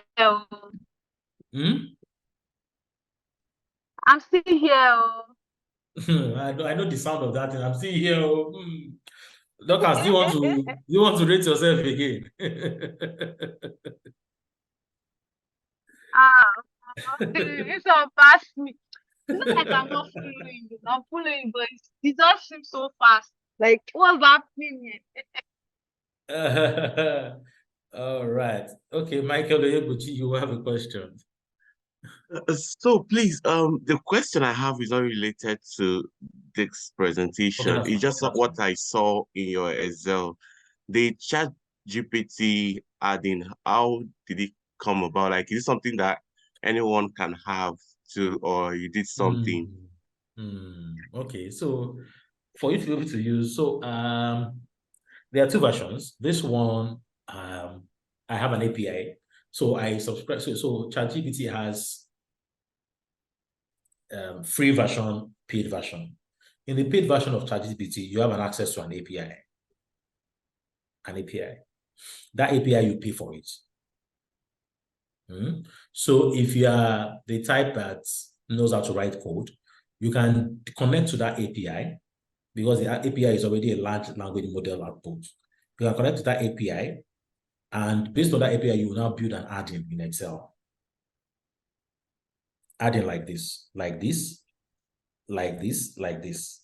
So now, when you go to ChatGPT, you can ask ChatGPT a question in Excel, and it's going to answer you. It's going to write a formula for you. So rather than doing that, I'm saying within my own Excel, because I'm leveraging that API, I can also call on it and tell them this is what I want to achieve. We will write the formula within Excel. I can point it to the sheet that I'm referring to here.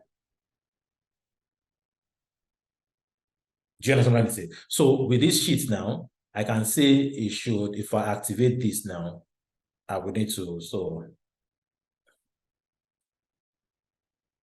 I need to put in my username and password and all the other things like that. The API key that I have, I'll need to put the API key and be good. Now, this API key is, they charge me. That's how ChatGPT make money. They charge me based on that API key. Do you understand what I'm trying to say? Yes, thank you. They charge me. So for you to be able to do that, you will need, so if you can build, so there are other people that have built stores using the large language model of ChatGPT. They've used that API to build stores, but they will now charge you. So for you to install that add-in, they will charge you. Now, when they charge you, every time you call that API, you write something in Excel and tell it to do it for you.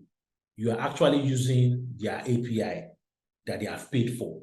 But because you paid for that add-in, they are taking that money from that payment that you have done. Do you understand what I'm saying? Yes, please. Yes. Yeah. Don't worry, I've connected to a mobile data, so it's just that you may not see my face. They will probably change over, and we'll have power.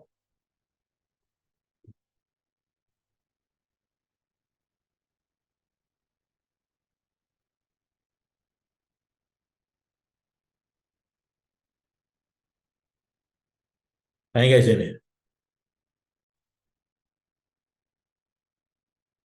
So interesting. Sir. Can you hear me? Okay, good.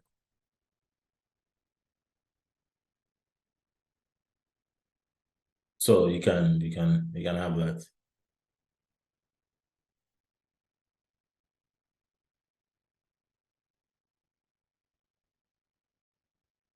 But one thing I usually tell people about ChatGPT is this. And I know that you must have read, let me just talk about that. You must have read that, ChatGPT AI platform will take a lot of jobs from people and stuff like that. And I laugh. I want to ask you guys a question today. Since ChatGPT has been launched, how many information have you heard about people being retrenched or being sacked before now? There was a time that there were a lot of firing across in different, the Silicon Valley. But after ChatGPT came, how many of it have you seen? Now, let me tell you why you've not seen so much. You may not seen so much because of, okay. You've not seen so much because two reasons. The first reason is the fact that a lot of businesses, very big businesses, they've done something. They've blocked people from using. If you're on their domain, you can't visit that site. You can't visit the site. If you're within their domain, you can't visit the site. Because they feel like you are going to be putting in company information on that AI tool, and that AI tool is self-learning by itself. So you are going to be exposing company information, company data on the platform. So for that reason, they sort of blocked it. So when you're within the domain, maybe in the office or connecting the domain, you're not able to visit that link. They've done that. The second thing is that people have leveraged ChatGPT as an assistant. So, but for you to have an assistant, it means you must know more than that assistant, technically.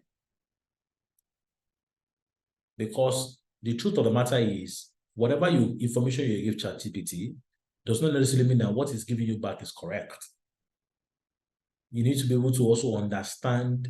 So sometimes when you ask that a question, you need to be able to help that AI engine to put that thing into context of what you're trying to do. Because if you don't put it into proper context, it will just give you garbage in, garbage out. So people have, in a way, made it an assistant. So as a data analyst that I had before, I become a better data analyst because I have an assistant that the company has not employed for me, but I've employed by myself, and I'm not paying that assistant.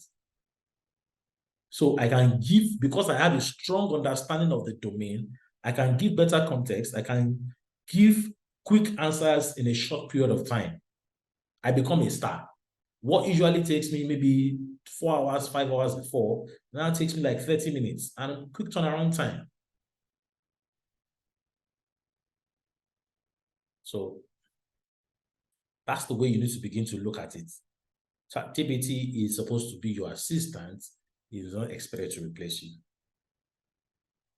It is not expected to replace you. Today, the highest people that are being paid are people that are able to prompt AI engine in a better way for it to be able to learn well. We call them AI prompt engineers. Enough of my story. Okay, so let's move on.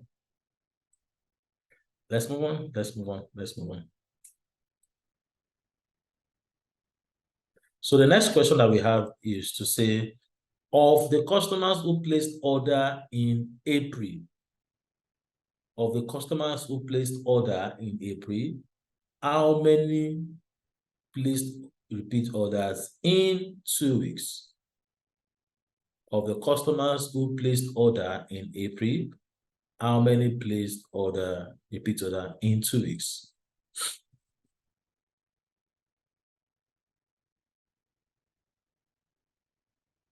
So the very first thing is I need to get customers that placed order in April. To get customers that placed order in April, I will just say filter my orders, filter orders,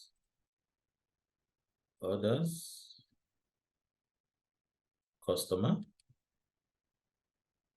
include, that means I want people that placed order in April, where the month number of my order dates, I just want to be very fast now, order dates, the month is equal to 4.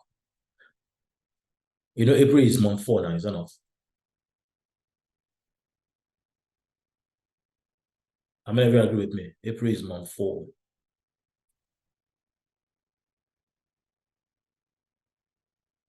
So if I do this, this will give me all the customers that placed order in April. Yeah, somebody's saying something. Yeah. These are all the customers that placed order in April. But what we want to check is this. It says of the customers who placed order in the month of April, how many of them placed repeat order in 2 weeks? What does in 2 weeks means?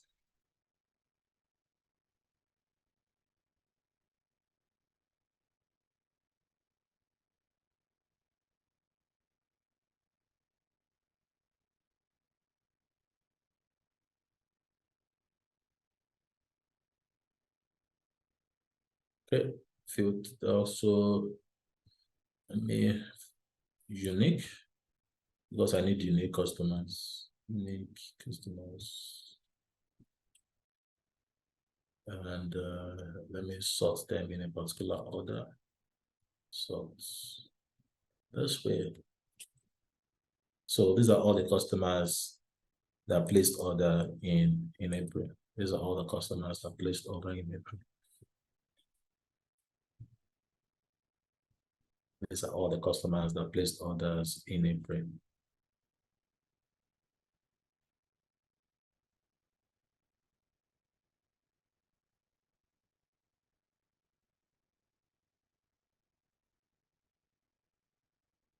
These are all the customers that placed order in April.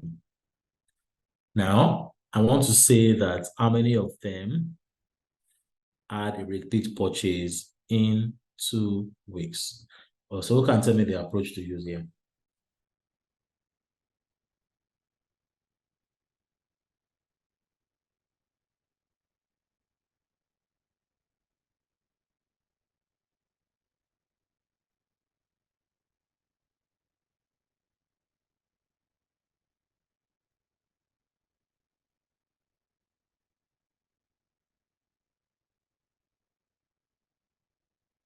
Okay, so here, since I noticed that the customers that placed order in April, all I need to do is to check that for this particular customer, within the first day of April and the last day of April, that's period of 1 month in April, do we have any gap, the gap to purchase? Do you have any gap that is less than or equal to 14? The same way we did this one, that we did 7. Do we have any gap that is between that period? So what I'm going to do is I will come here. So this is the customer.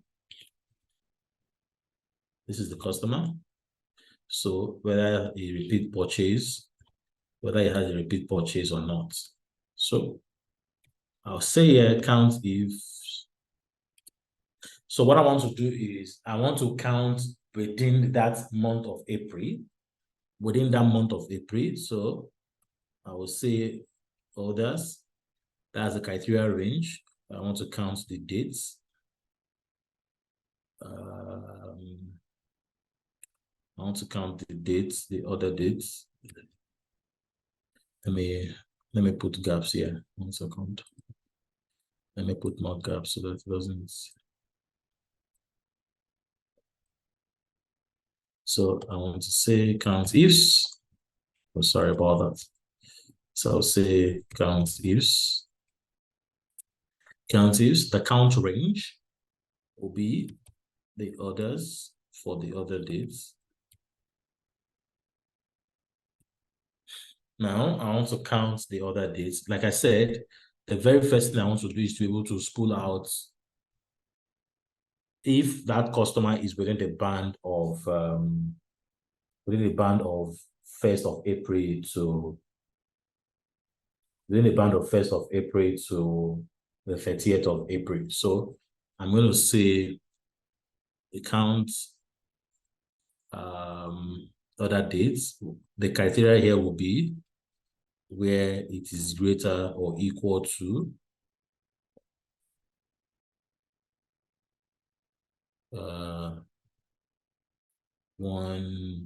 how do I put it now? Okay, let's do it together like this. 1 April 2023, you can do it like this. So this one is going to say is greater than 1st of April. Now, this is the first criteria range and criteria. The next one is the same thing this time around. But here I'm going to say it is less than or equal to, and I'm going to put 30th of April here. Let me just close the brackets here, and I will tell you what I'm trying to say here. Now,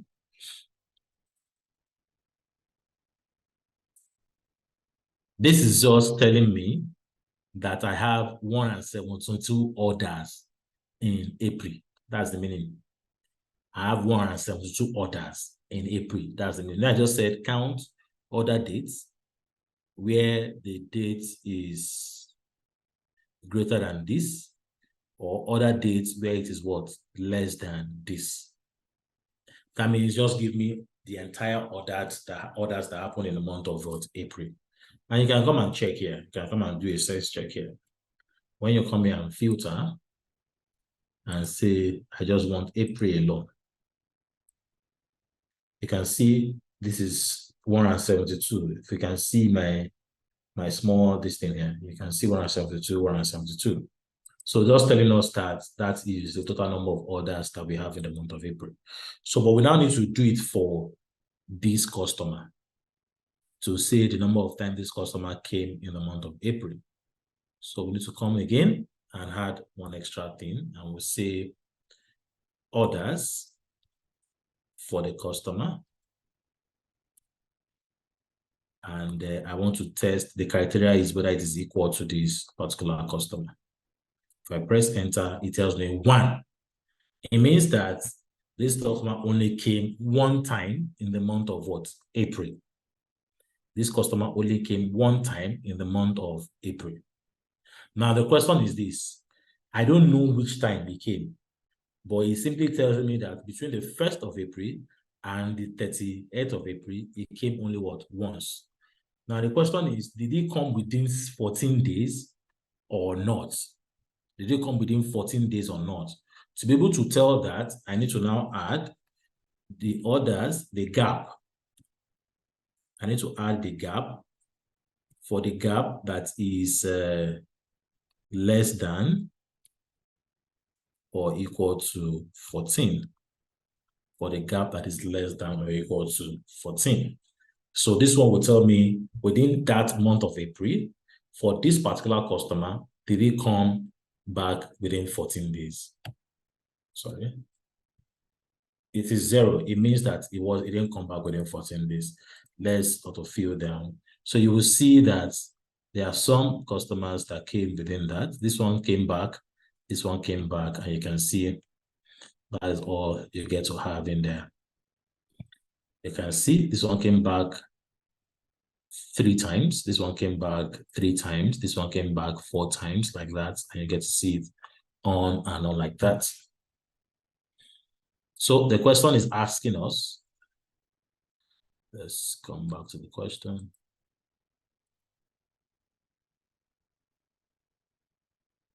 How many customers, of the customers who placed order in April 2023, which is this, how many of them did within what? 2 weeks? How many? So we just need to count here. So we can come here and say count if this range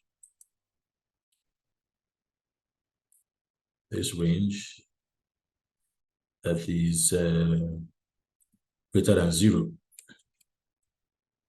or is greater than 0. 51.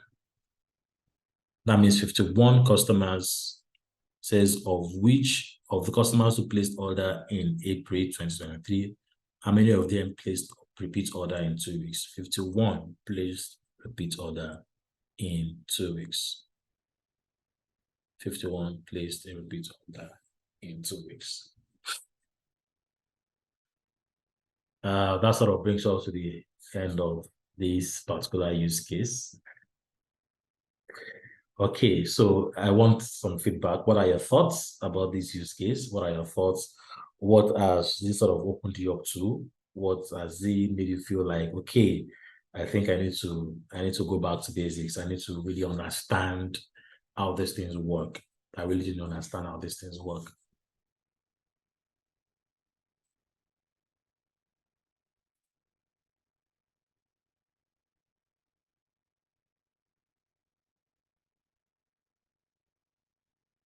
Let me tell you guys a story.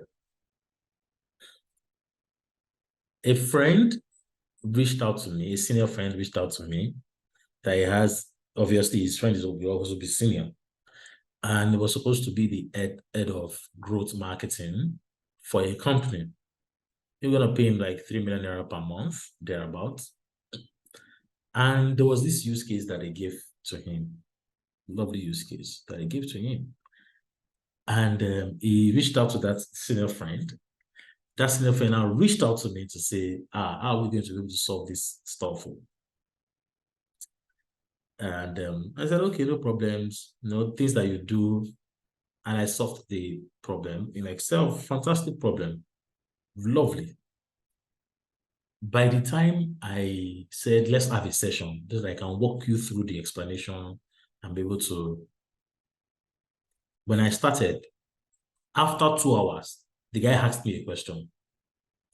Sorry, what can you tell from this use case? This one they are trying to explain to me. And I said, what I can see from this use case is the fact that this is the kind of regular things that you need to do before you are going to make that decision. And the guy said, all my life, all I just do is get people, do this, do that. Oh, we need to do this branding. We need to do this, that. We need to go to this market. Oh, we need to get a supplier. That's what I've been doing. And I said, sir, this time around, you need to do data-driven kind of marketing, data-driven kind of growth. And that is what this company wants you to do. You know what? He told me, don't worry, just stop. Don't worry, I'm not just going to apply for the role again.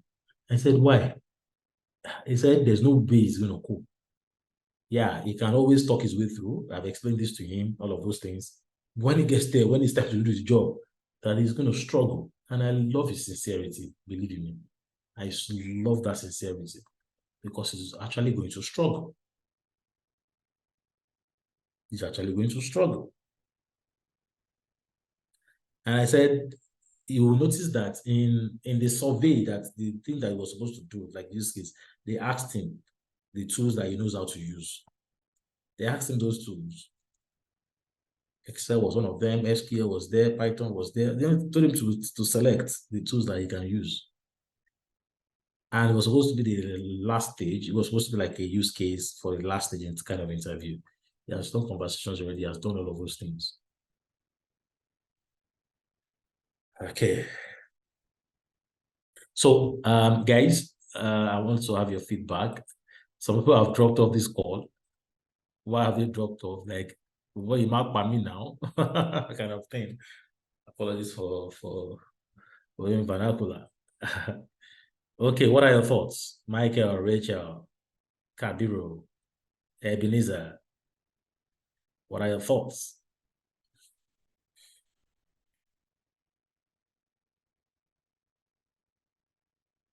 Ephraim says, I'm still here. What are your thoughts? What are your thoughts?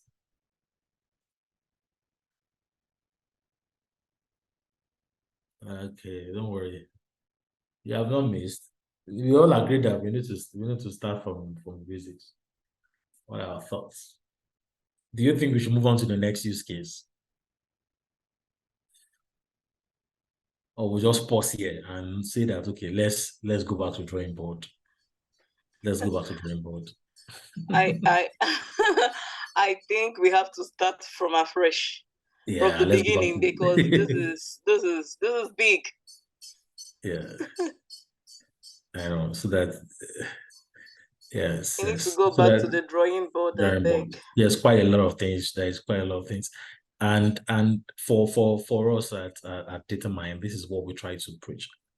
See, I tell people when you interact with me as in full interaction, not on and off kind of interaction, not on and off, full interaction, dedicated for maybe a month, 2 months, or 3 months, full interaction. Believe you me, I can be able to beat my chest to say that I can recommend this person for a future role, because it's going to. I tell people, I said that I tell people that, you see, you pay me to say, oh, explain this thing to me, teach me this and stuff like that. But I said, you have used your money to buy trouble. That's the way I normally tell people. You've used your money to buy trouble, because I'm going to I'm going to make you, so it goes beyond your money. I will force it on top of your money. Because you know what? It is my own integrity that is at stake here. Because it is believed that when you interact with me, I'm putting my integrity on the line to say that this is the value I'm going to give to you so that I can be able to recommend you elsewhere.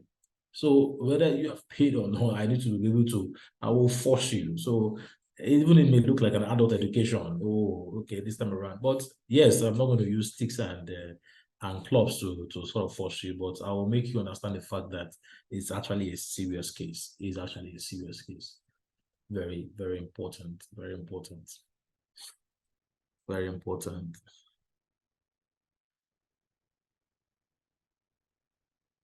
Absolutely. So this is actually the things that we try to show. Yeah, and from the beginning of we will tell you all of these things, this is how it works. And in reality, we'll bring it all together. There's always a bringing all together where we'll attempt a real life use case and you will see how it works. Where you can build things like cohort analysis, customer behavior analysis in Excel, you see, and the truth of the matter is, the moment you understand all of these things really, really work in Excel, other tools like Power BI, Tableau, Python or R, SQL, they were sort of interesting. You see, they were sort of very, very interesting. It's the same thought process. It's the same thought process. It's just that the functions to use are the ones that are different. It's the same thought process. And ability to be able to think through that thought process is what they try to sell, is what we try to give to you, to say that because I've always been a fan of this thing that I want to do. How does it translate to Naira and Kobo? Because nobody's interested. The stakeholder is not interested in how long the lines of code they have written. How will it translate to Naira and Kobo? How? So when you have that mindset, you will know too well that when I'm building a chunk predictive model, I'm able to tell a business to say, this will reduce our churn from this to this, thereby increasing our revenue from 10 naira to 15 naira.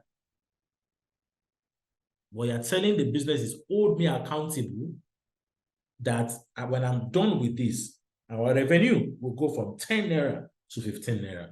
When you're telling somebody else, you will say, I grew revenue from 10 naira to 15 naira. How? By building this model, by doing this action.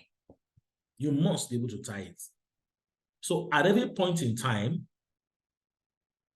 you need to picture it at that point in time. How? What is so every time that I interact with clients, all of these things, and they say this use case, the very first one I ask is that, what do you want to achieve? What is your objective? What is the goal? What do you actually want to achieve? What is your goal? It is from that goal I'm able to walk back to say that to be able to achieve this goal, these are the key things that I need to put in place. And this is how I need to do it. Working in consulting, working in research, all of those things, that's one of the things I tell my clients those days when I was working in an agency. I say, okay, this is what you want to achieve. When I'm done and I say these are my recommendations, I follow through to ask that, okay, these recommendations, how many of them have been implemented? What were the outcome of those implementation of them? Okay, is there any way you need me in the process of execution of this recommendation? I'm always at your service. Things like that. That is how you can be of value. That is how you can be of value. Okay, I think there are much more. Maybe while we sort of open you up to the opportunities that we have, the things that we have in stock, I will try to see how I can talk to the to say maybe how we can possibly of running maybe another session of masterclass just to open you up to other things and see how we can also interact again. I don't know if they will allow me, but I'll speak with them. But I think at this point, I will just drop the mic and I will say over to our host. I hope this has been value for your time. I will just take you over to the host.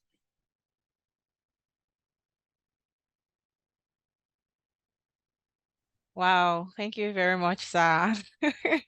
Please, can we just, give virtual claps? Yeah. I can see that you're doing it already. This has been so insightful.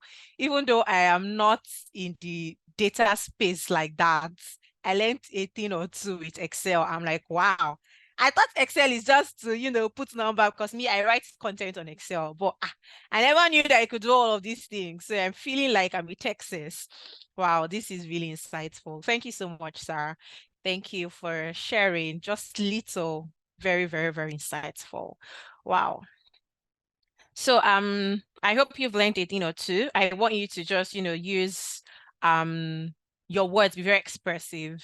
In one word, describe how today's class has been. If it has been interesting, if it has been impactful, if you've learned a lot, just drop the comments on the chat box so that we can be sure that, you learned something. All right, while we do that, I can see it was awesome. It was insightful. Thank you, sir. Wow, beautiful. So do you have any questions? If you have any questions, we'll quickly allow a couple questions. So you could go ahead to ask your questions, just raise your hand. I will allow, because we spent quite a number of time. I will just maybe allow 3 people. Okay, I see today's class has been insightful, fantastic class, beautiful. Thank you very much. All right, Michael, I see your hand. Please go ahead and ask your question. Thank you very much. Thank you, Joseph. Thank you so much. I actually gained a whole lot. In fact, I have to go back to my Excel to start learning from scratch. Thanks so much. So I want to ask a question. My question is not really about today's presentation, but it has to do with data analytics. And Mr. Joseph being in the field, I think you might actually give me a good answer to this question. So I was talking with somebody this week. The person said data analytics is not actually a tech job. So though I argued with the person. I told the person that it depends on the company, because yes, some company will actually require you to make use of Excel and maybe Power BI, as the case may be. Why some companies will ask for Python and SQL, whatever have you. But if you're making use of those maybe Python programming languages, I think it's actually going to be a tech field, a tech job. But you being in the field, please, is data analytics considered a tech job or a tech role in companies and all? Yeah. Okay, let me just quickly answer that question and let me sort of demystify. Okay, so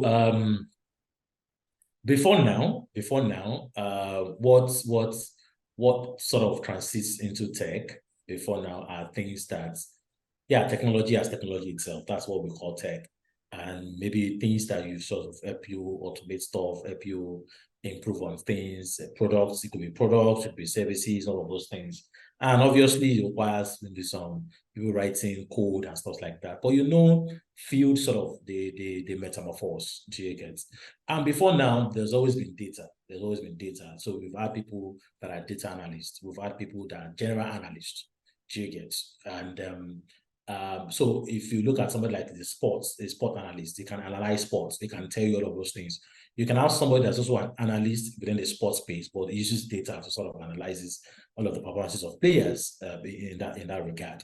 So now, but it's all this point that as technology sort of evolving, we needed data. It was producing data for us. It was sort of producing data, and this data was sort of enormous. Before now, data was not as big as it was. It was something that you could just Excel and do for you, and even for maybe a larger amount of data, maybe you now use databases or stuff like that. And it required that we needed to process this large amount of data, cookies and stuff like that. As these similarly called tech people, in quotes, that's the software engineers, or the popular programmers, people you know as programmers before now. But you need to sort of, as things evolve, you need to begin to democratize and demystify, okay, where people need to fall. It's like maybe you're trying to do a restructuring. Allow me to use the word field restructuring, what you do in companies, what you call organizational restructuring, to say that which area does this thing actually falls in. So the advent of technology has made us produce large amounts of data, which we popularly call big data today.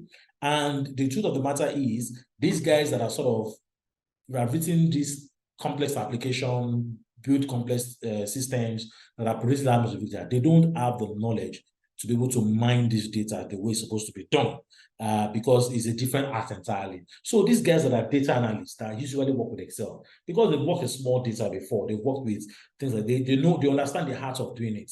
So they are the ones that sort of now morph into the science aspect of that data, because ability to be able to play with that big data, to be able to make sense of it, process it, make it, do mix and match, mine it effectively. New fields started evolving. It feels like data science, fields like machine learning, all of those things started evolving. However, what is now analytics itself? It is, you see, the act, the process where you are able to make sense. I'm trying to use layman's definition now, where you take raw data and make sense out of it. That process is analytics. Now, you can use simple methods, because simple methods are the things that we used before that are not, maybe you probably use statistical method or programming language. We don't call it analytics. But because now we now employ the concept of statistical modeling, the idea of statistics, the idea of mathematics into it, that is now what sort of best it as analytics. So if you go to dictionary today and you type analytics, it will tell you the application of the process of bringing insight out of data using maybe statistical approach or mathematical approach. So that's just the simple definition of analytics.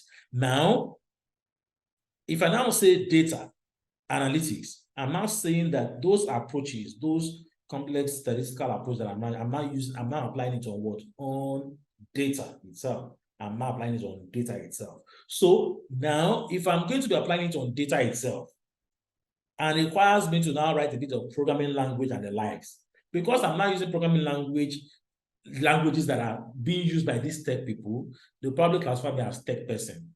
And they will say, okay, this person is also in the tech space.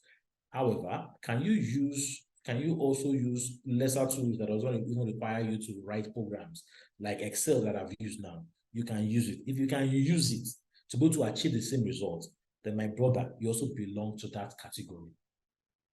Do you understand? You also belong to that category. You belong to that category. Now, in the field of tech, you will now have people that are software guys. That's the programmers. That's the software engineers. You have people that are the data engineers. You have people that are the analytics engineer. Now, who is the analytics engineer? Now, the guy that is making the data available for you when this software engineer builds the data, builds the tool, builds the infrastructure, the guy that is making the data available for you is the data engineer. You see, the guy that is saddled with the orchestration, where it is sort of easy for the data engineer to walk through different holes from that technology that has been built so that it makes data available for you, is the analytics engineer. That guy responsible for that orchestration, the guy that will say, okay, here, for me to be able to process this data properly, this is the kind of infrastructure that we need. Oh, we need a DBT that will do this work for us, so that this data engineer that's going to be pulling data from this various source, he can have something, a framework, an interface that allows him to be able to talk to different sources and be able to run this thing effectively. Oh, we need a warehouse, yeah, maybe maybe a Snowflake, or maybe a BigQuery, all of those things. That guy is the analytics engineer, because he's the one that is now bringing an idea that says, how can I ensure that this orchestration flows in a very smooth way? Don't forget what I said. The act itself of ensuring that you make sense out of data from your raw data and you make sense out of it is analytics. The how is using statistical concepts, using mathematical concepts to do the job. Now, the question is this: Have I applied any mathematical or statistical concept here? I've actually done. Count if is actually a statistical, what's called, approach. Is if you look at functions in Excel, is going to be classified under a statistical function. Sort, unique, they are all statistical functions. My if statement is not a statistical function that I've used here. So I may not have used those very advanced stuffs like quartile, interquartile, kurtosis, skewness. I may not have used them.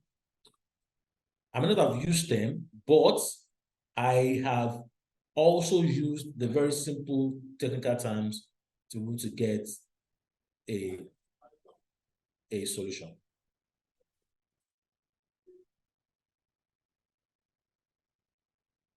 Do you understand what I'm trying to say now? So if you begin to look at the new structure, we would say that you can also be classified as a tech person, because you, in the value chain, don't forget, the whole idea is in the value chain is how whatever is being built, I make sense of the data that I get.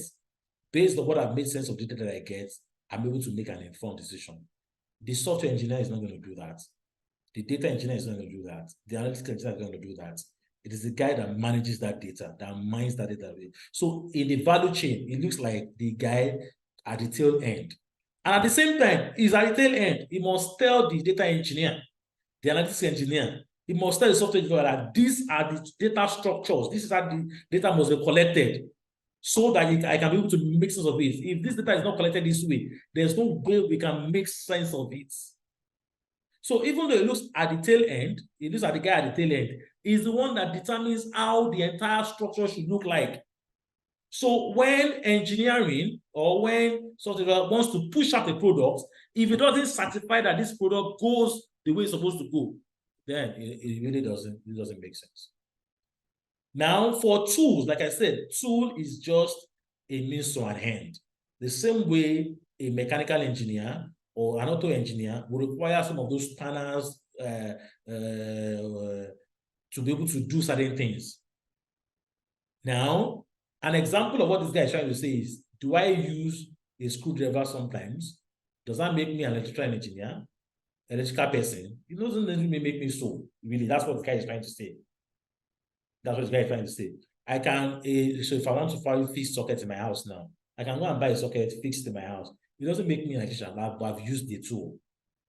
Do you get? Now, there are some advanced tools within that electrical business that I may not even know how to use. Now, but by the time I go to the electrical school, I learn all of those things. I begin to use them. It makes me now an electrician or something. That's what the guy is trying to say. However,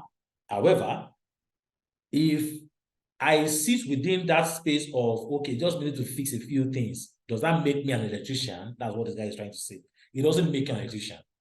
That's what he's trying to say in the real sense. But an electrician, does it make use of all of those tools? It does. Can an electrician do that thing that I'm doing? It should be able to do it. Do you understand the analogy now?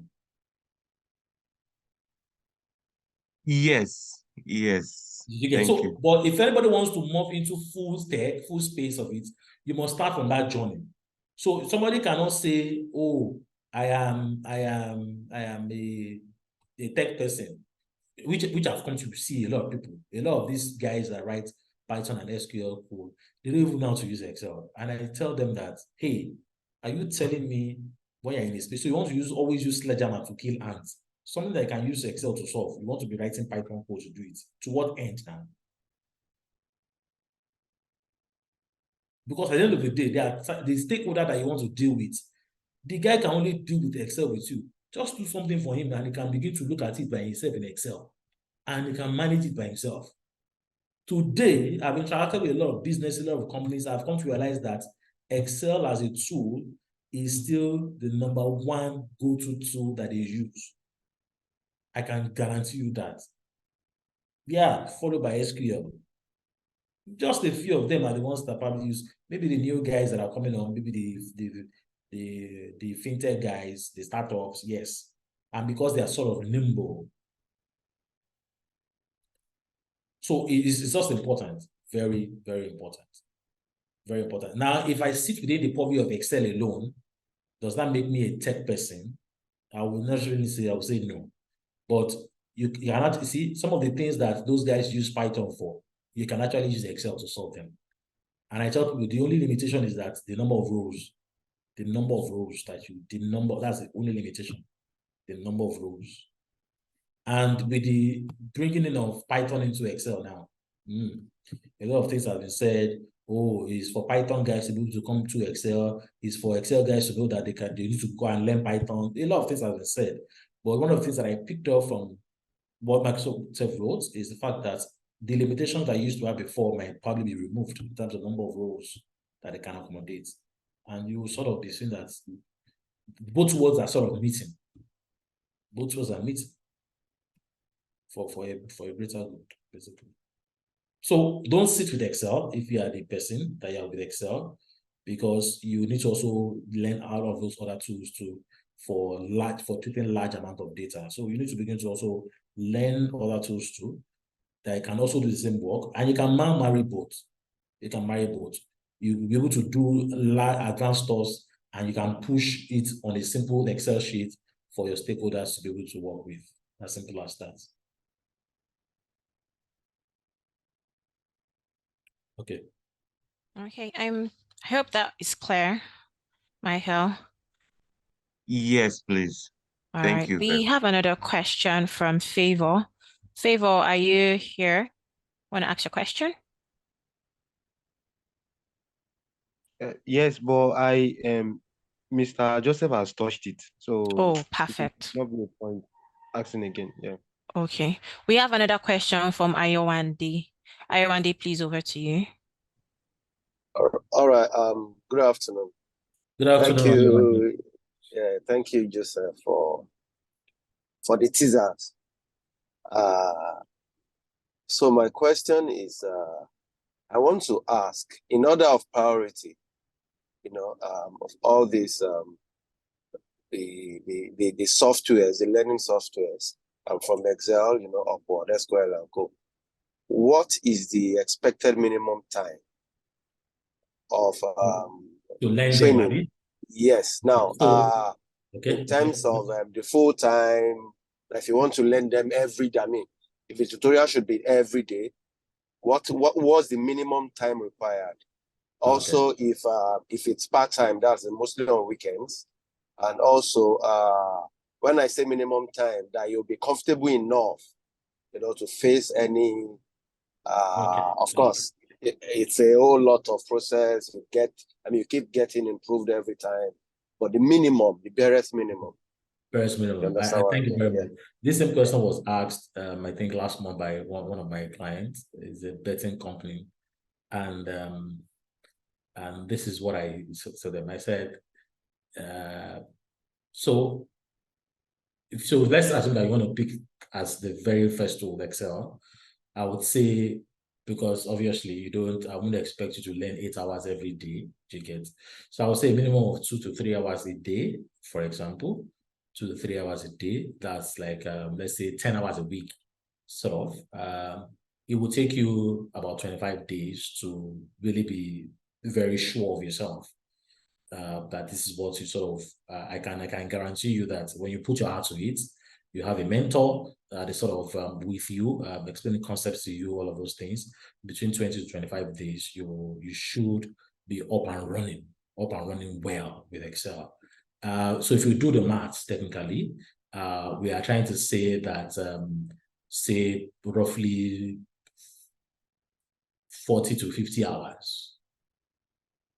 40 to 50 hours, you will probably just use learn Excel. So if you now break it down to weekends, because weekends you feel that, okay, you're free, nothing much, you probably need to take even more time. So rather than weekends, you probably want to do things like maybe 6-7 hours on the weekend, on the weekend. So when you look at weekends, you probably want to do like 12 hours on a weekend, technically 12 hours, or let's say 10 hours, maybe 5 hours each for each day. And when you do the multiplication in a month, which is also about 20 working, when you do that completion in a month, it gives you around also 40 hours if you do 10.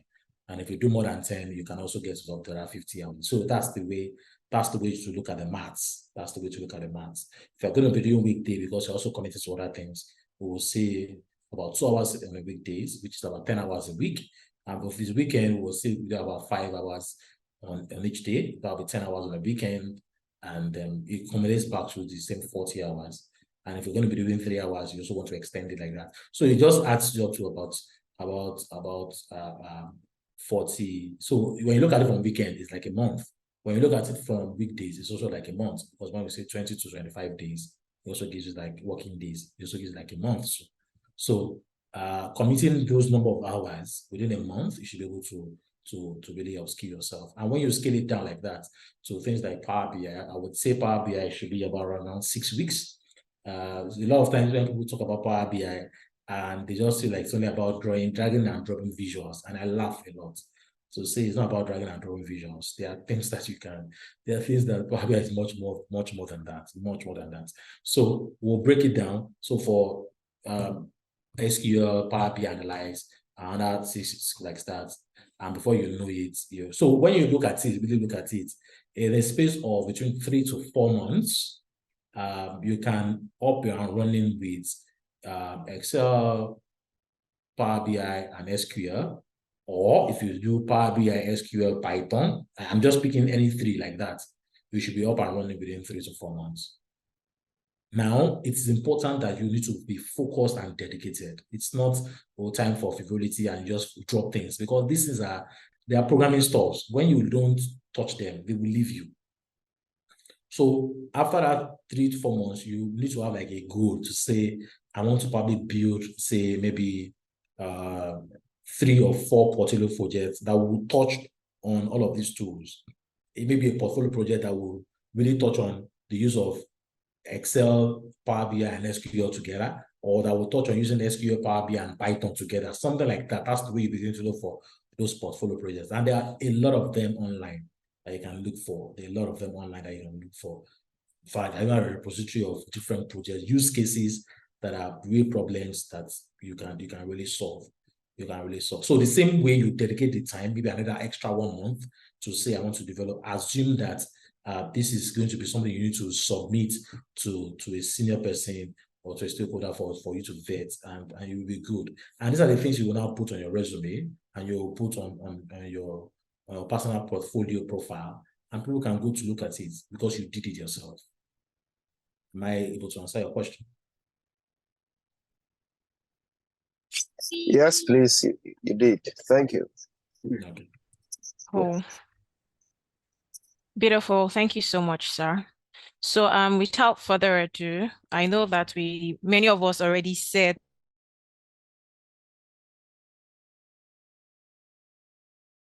that you need a refresh for you, just for you actually, because we understand that it's one thing for you to know the theoretical aspect or know how to go about it, but now you're doing it yourself, you're not sure that you'll be able to do it.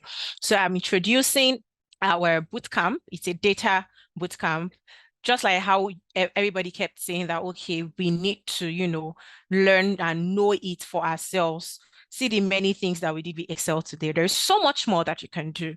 So we have about 3 courses that any of you here can sign up for. Based on the conversation we had earlier, I know most people here want to be business data analysts. Then we also have a data science course as well. So this is one of our courses, business analytics using Excel. So you could start with this so that you spend so much time learning what you need to learn. And the good thing about this class is it is going to be physical, and it's going to be on weekends, because we understand that people have like their day-to-day life, just like I think it was Ayo that asked that question. So we already have all of this in plan for you. When you were saying it, I'm like, what are we going to do for all these people that are saying, God, we need a refresher, we need this. Okay, let's cook up something for them. So this is just for you. You could also learn data engineering with Python and Power BI training. So the fees for the data analytics using Excel is 120K. Now, the good thing about this is for you that are on this call, you are going to be the first partakers. and there'll be 20% discount for early registrants. So don't sleep on this. Don't sleep on this. Don't just have the, oh yeah, I want to be a data analyst, and it's just a dream in your head. You are just wishing it. You're not doing anything towards that direction. Push it. Also, we would also have flexible payment options for those people that, you know, are very interested, but they don't have the bulk of the money at the moment. So during the course of the training, we can have some payment options that may allow you pay in installments, but all of this to be discussed. The duration for this training is 1 month, just like how Mr. Joseph already said, you need about 20-25 days to, you know, learn. So if you're able to attend the classes physically during the weekends, and for weekends, if we're doing a couple hours online, how much more when it's physical? You're like, sir, I don't understand though. And you know, Mr. Joseph now, if we spend this time, what you understand it. So it's not a rushing thing. Okay, let's just do it. We're not doing it for the money. But one thing we understand is when people don't pay for something, sometimes they don't put so much value attached to it. So that is why you're doing this. And then you have access to, you know, a community of data enthusiasts like you know, you're learning with other people. If you have any questions, you can always just reach out. You'd have our contact, you know, it's just going to be beautiful. And also we could also help with job placement here and there when we see that, oh, you're good to with the tax and all of that. Then for the Power BI training, is going to be a certified professional course. So I don't want you to sleep on this at all, at all. Then if you also know, because at first I was going to start with the bigger ball, but seeing that many of us want to go back to the drawing board, I think this is a very good start for you.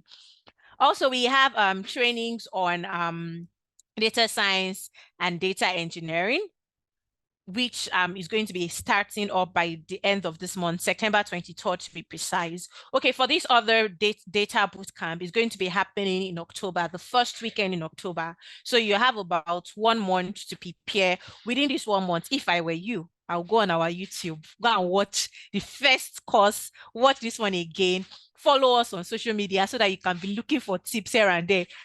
Harness as much knowledge that you can, so that when you call for this class, you are starting on a base. You already know what to do. You are not lost, you get. So, you know, sign up for this. And then if you know anybody that is, you know, has already started in the data field and will be interested in data science and data engineering, or if you're here as well and you want to, you know, for those people that want to go the data science route, this is for you. You'll get access to hands-on learning. You work on real life projects. We're not just going, just like how we did today.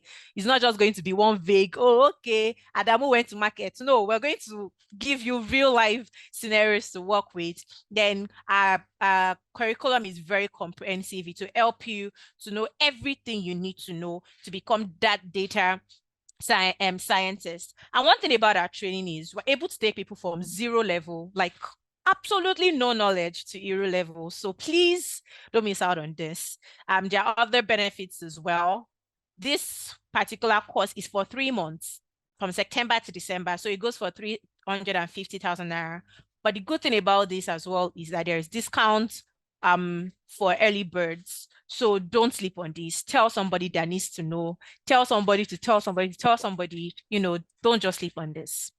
And we'll be looking forward to, you know, hearing from you. Our contact address is how you can reach us. You can reach us on social media. We are, okay, let me drop the links so that you could just check us right now and then just get what you need to. So for the courses that we had today, the masterclass, a link will be shared via email, and then it's going to be on our YouTube. So I'd advise now that you subscribe to our YouTube channel, click the notification button so that when we drop the video, you have access to it immediately. Also, you could follow us on LinkedIn. You can follow us on LinkedIn. You can follow us on Twitter. You can follow us, or X now. You can follow us on Instagram. And then we're going to be just a DM away, whatever questions you have. And yes, like Mr. Joseph has said, if you know, want to make payments, You could make payments in installments. We understand that a lot of people, are interested. You might not have all the bulk of the money at the moment. We can talk about flexible payment options. Definitely, we're open to that. You could also reach us on the phone number on your screen if you have any questions, and our email address, info@datamindanalytics.com, and we'll be glad to answer you. I trust that you've learned a lot. It's been value for your time. Just drop a chat if you're not going to stop this conversation.